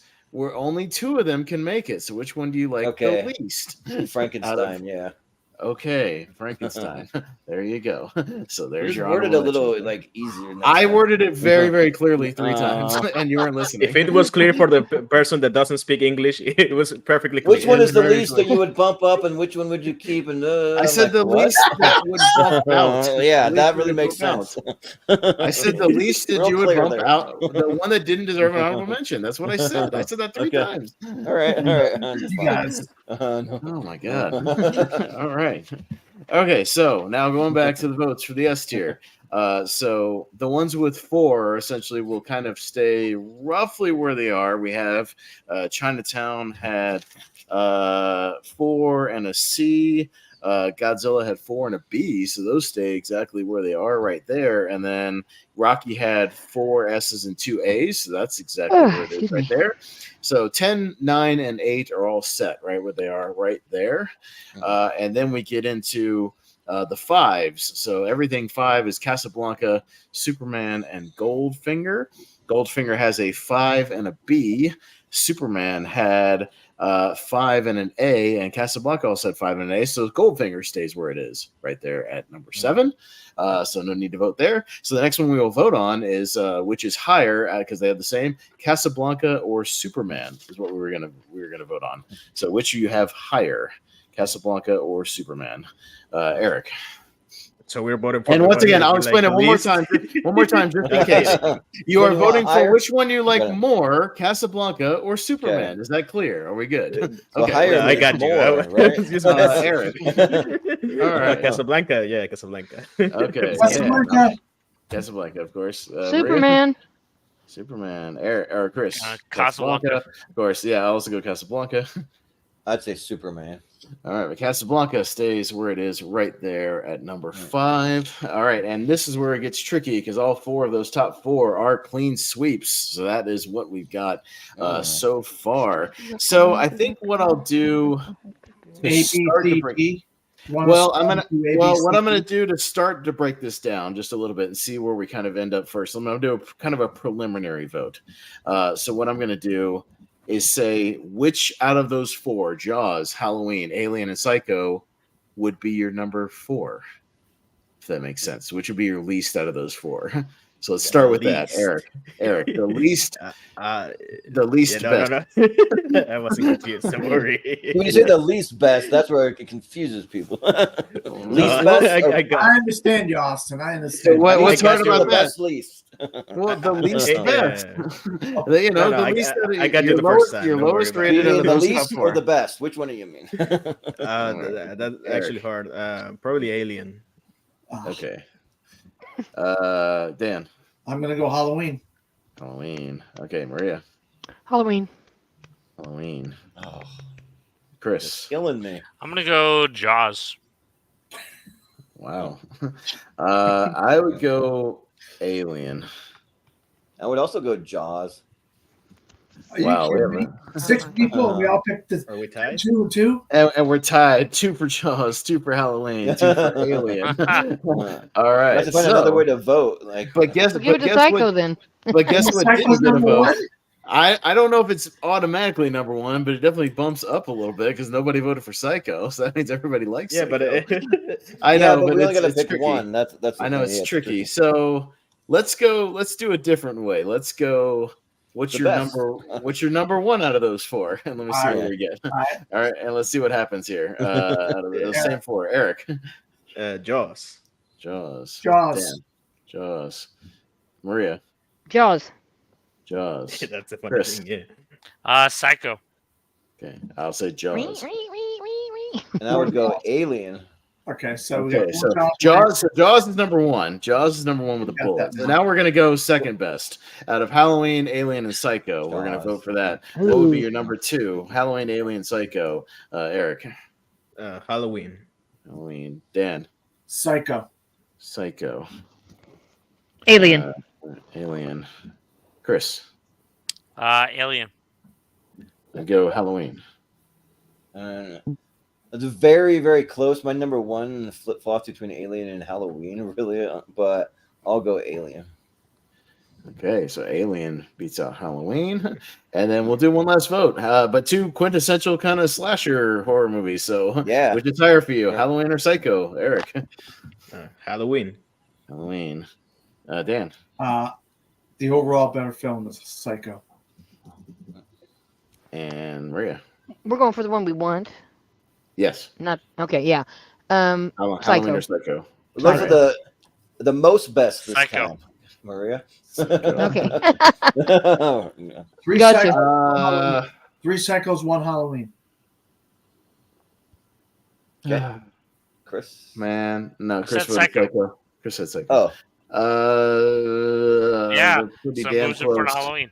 Well, we're not done yet, Chris. We still got 2 more votes. Well, you're we're getting the ahead of important yourself. ones here, so. It's probably going to be a tie because I'm going to say Halloween. and I would say It's probably Halloween. going to be a tie. Yeah, of Yeah. course it's going to tie. Easy. All right. Oh, they're fine together. They flash each other up. Well, Brian is in the comments. He's voting. And, You voting Halloween? He voted Halloween, so we're gonna keep Yeah. it where it is. So Halloween. All right. But There you but go. all these movies will still make the championship. So that's just nitpicky. 1s and 2s. 2 there, slashers but, with 2 hot women in it. So yeah. Yeah. Yeah. That's tough. Exactly. But yeah. So there we go. I think Strangely enough, that doesn't appeal to me. Oh, really? Damn. I know, it's sad, isn't it? What about Anthony Perkins? No. Oh my gosh! First of all, I can't even begin to think about Anthony Perkins. Right. He could stick, Yeah, right. I just seen him in this week, and this is not good at all. He just cares about his mom. Come on now.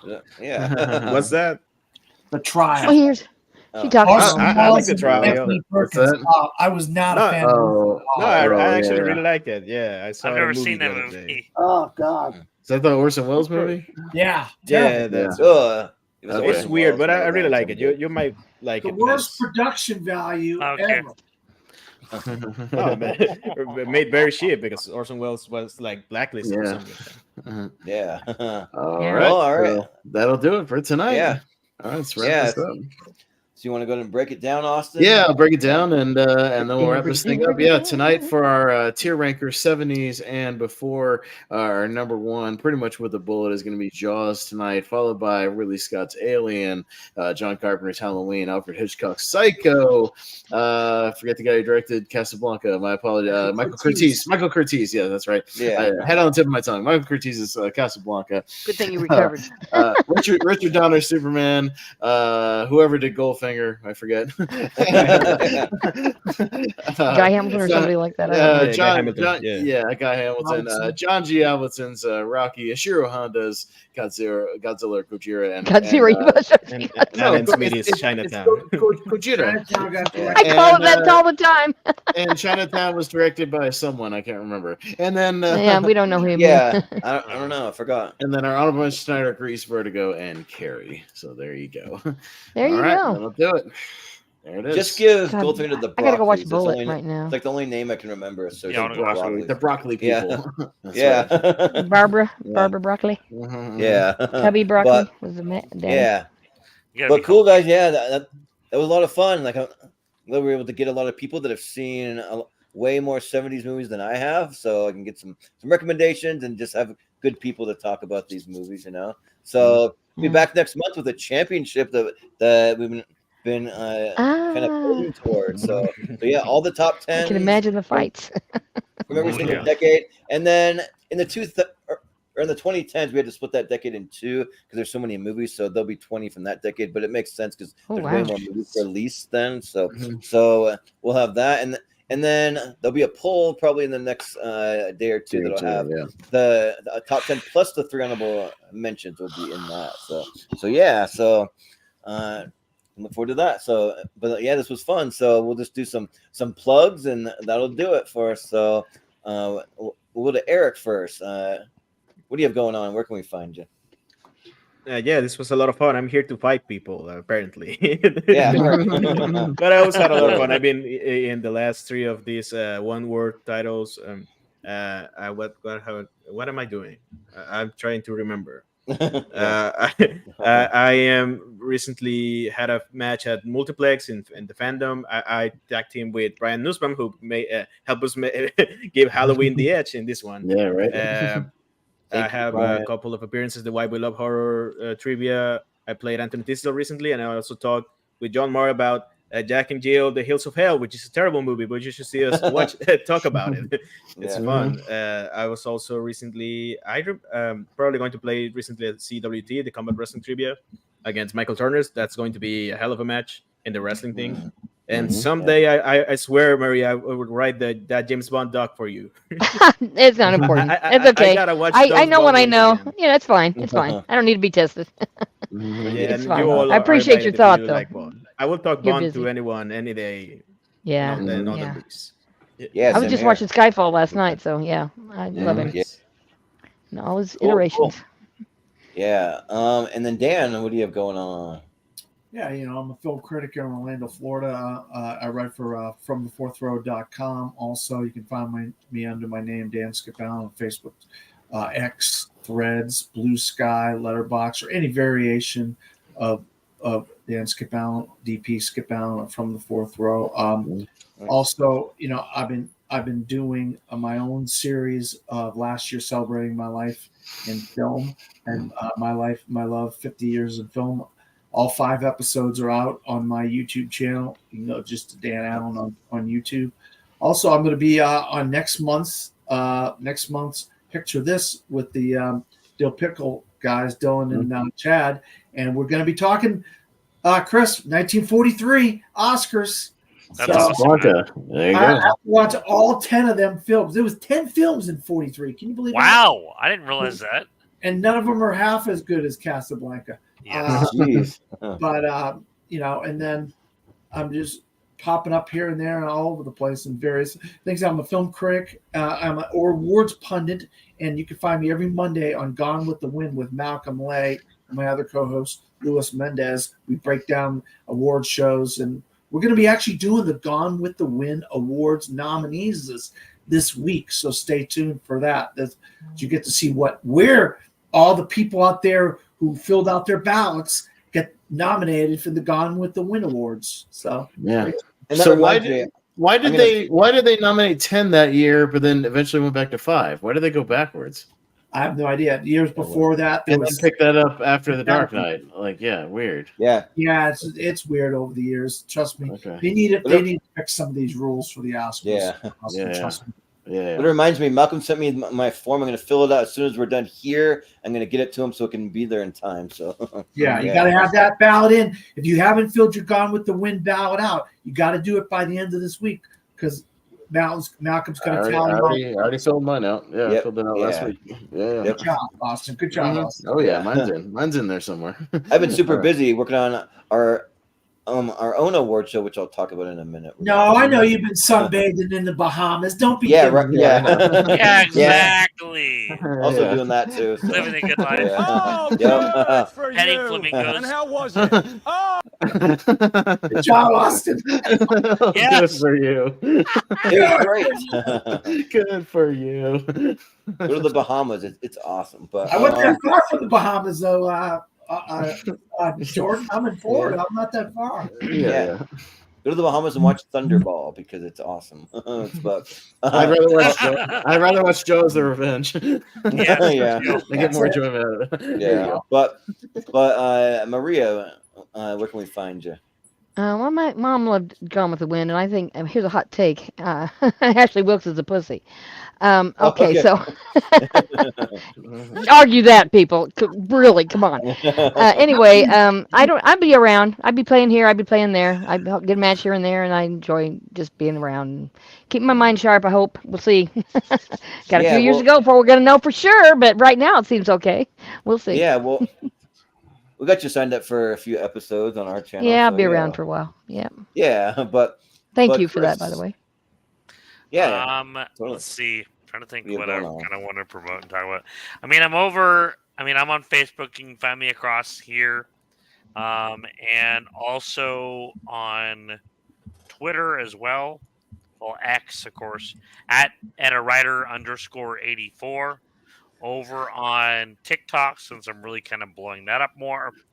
At Casablanca Kid 84 on there. Yeah. So that's kind of what I can think of, what I kind of want to plug. Yeah. Yeah. Sounds good. And also, go over to his Twitch channel, too. He's been playing the new Suicide Squad game. That, again, looks really cool. So yeah. It is awesome so far. Definitely not listen to the critics. It's a great freaking game so far. Yeah, totally. But you play as the Justice League dressed up as the Suicide Squad? No. No. I heard that you do. Yeah, but Austin, Suicide Squad dressed up as a Justice League. You get as an early pre-order. Sorry. Oh nice. But play as Yoshi. What do you have going on, Austin? Yeah, a couple of other things on this channel. Jacob and I, tomorrow night, probably around 9, we'll just be doing a quick hour show breaking down what we watched in January. So we got 7 or 8 kind of new releases we'll just mash up and talk about. Mixed bag of movies, for January, but we'll talk about the good, bad, and the ugly, and everything in between. And then Saturday, we'll officially come back with a podcast about movies, probably around 5 or 6 o'clock. We're going to be talking 4 biopics. So our batch of biopics we'll be talking about is Ed Wood, which recently won a tournament, which we both love. We'll be talking about Straight Outta Compton, Stan and Ollie, a really underrated movie about Laurel and Hardy that we both love. And then just for fun, we're going to break down a bad biopic and Gotti with John Travolta. So nice. Just we're gonna work our way up. A bad. Look, he owned that role. Come on. What not to do? What not to do in a biopic to the good biopics. So just for fun, we threw a fun cash grab. That's what we call that. Oh yeah. I love a good bad movie though. So I only saw that movie Gotti because the movie passed. They really promoted the hell out of that movie. Yeah, and then that same night over on Mega Movie Z, our friend Wolfman's channel, will be doing our kind of horror wrap up for 2023. We've been meaning to do it. We're going to get to it Saturday. Kind of just talking about the horror movies 2023, kind of wrapping up the year. So that'll be fun. Nice. Sounds good. And then as far as this channel goes, you can find us on all the social media at Movie Hero 2121 on all the social medias. You can find us on my personal social media, Jordan83616. It's just on pretty much all of them. And then you can find the poll for this episode, the top 10 3 honorable mentions, in the Schmodown Friends and Family group, along with a lot of information about the channel. I put out a schedule for the tournament fights in Tier Ranker for about 2 months out. So if you want to sign up for some episodes, you can find it over there, and on my personal Facebook, it's over there too. And then we are getting ready to do our own award show. Speaking awards. We're gonna be doing the first annual Movie Hero Network awards. That's what we're calling it for now. We may come up with like some kind of cutesy name for it, maybe, but for right now, that's kind of the placeholder name. And we're gonna have all kinds of pretty interesting categories.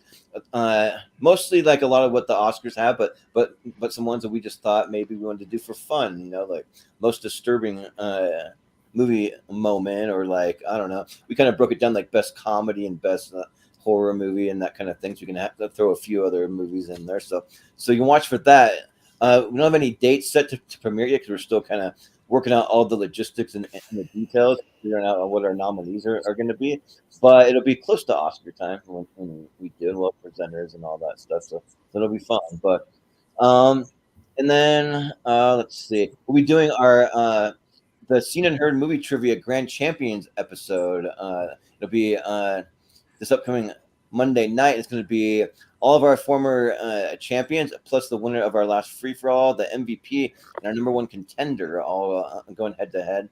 So that'll be a pretty big episode. And then, let's see, we do have a Patreon. If you go to our Patreon, it's patreon.com/moviehero. You can see a look at our schedule 4 months out if you want to get first dibs on signing up for episodes before they fill up, because some of them fill up pretty fast. That'll be there. We have some exclusive podcasts over there. We're giving away some movie posters from my time working in the movie theater, some exclusive one-sheet movie posters. So that's over there. And we will be doing a Wheel of Movies episode. So we spun the wheel, and somebody put Star Wars: The Rise of Skywalker on there. Maybe it was Chris. I'm not sure, but Chris. but I don't think I put it on there. yeah. Well, we're not nobody's sure yet. fessing up to who put it on their list. We can't figure it out. Yeah. It didn't just Yeah. magically appear on the wheel. Somebody put it on one of their lists or their Yeah. alternates. So We have somebody did everybody's it. favorite movies on there, but we did have some honorable mentions where a few people threw in a couple of bad ones just to kind of like mess with us. Like if we spin this one, we'll have to talk about it. So we are going to do that. We don't have an exact day set for that. We're just trying to find some people that can say generally positive things about it for the most part, and then whenever their schedules line up. So within the next week, we'll try to have that out there. But I did a little YouTube short you can watch that of me spinning the wheel if you want to see it. That's on our channel. But and then just what we have coming up for tournament fights and tier ranker. We'll be doing on Friday. We'll be doing our best action/adventure movie characters, because we're on a quest to determine the best geek character of all time. So whichever ones win that tournament are going to go head-to-head against things like Star Wars, Star Trek, DC, Marvel, Harry Potter, Lord of the Rings, like all that kind of geek stuff. So and then me and Brian Nussbaum, we'll be doing a versus match. We're going to go head-to-head with our favorite family movies of all time. We're both big into family movies, so we'll be talking those.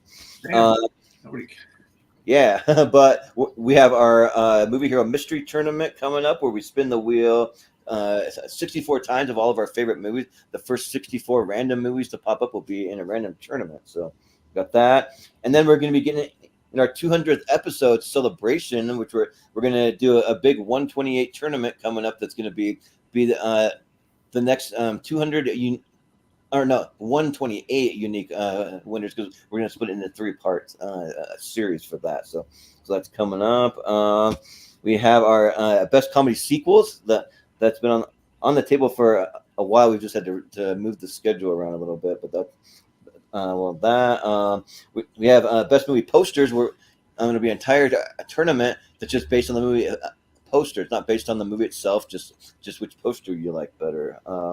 Then we have the after the 128 tournament, where if you have any your next 64 that would have been in your top 128, I'll be doing mine first, and we'll kind of go around the horn of all of our regulars, and we'll do everyone's after the 128.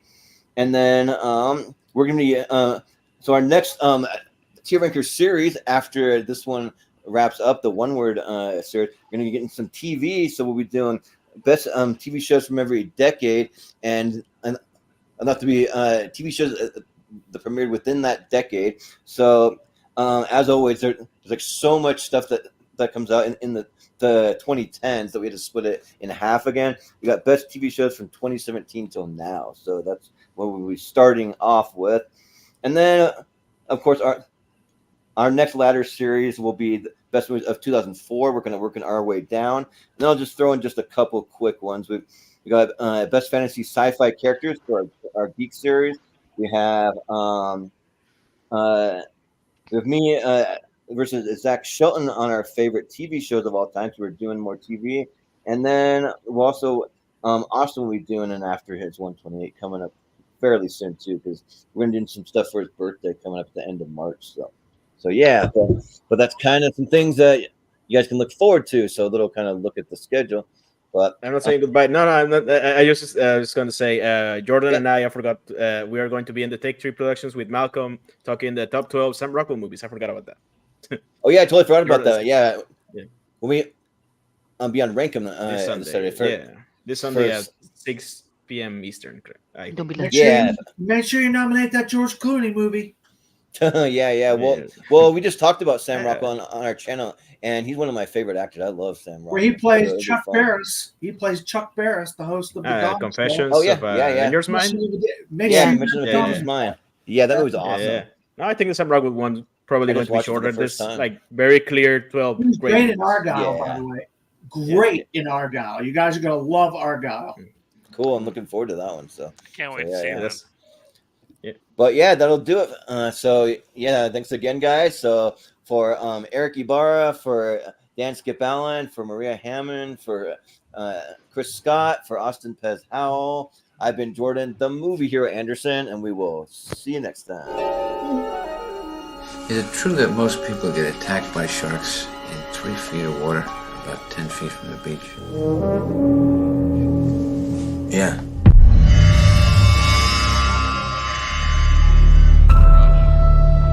Listen, Chief, be careful, will you? In this town?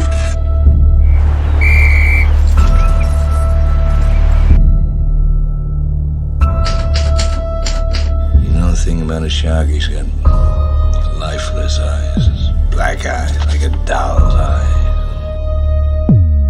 When he comes at you, he doesn't seem to be living until he bites you.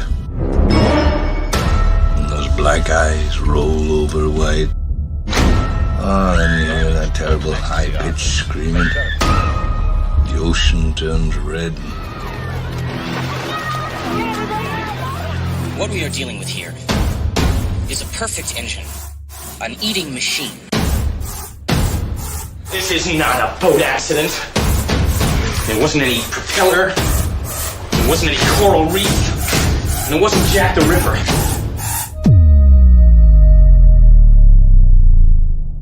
It was a shark.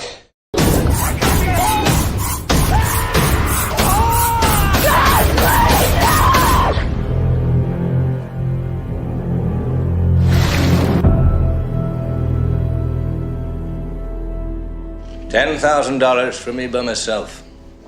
For that you get the head, the tail, the whole damn thing.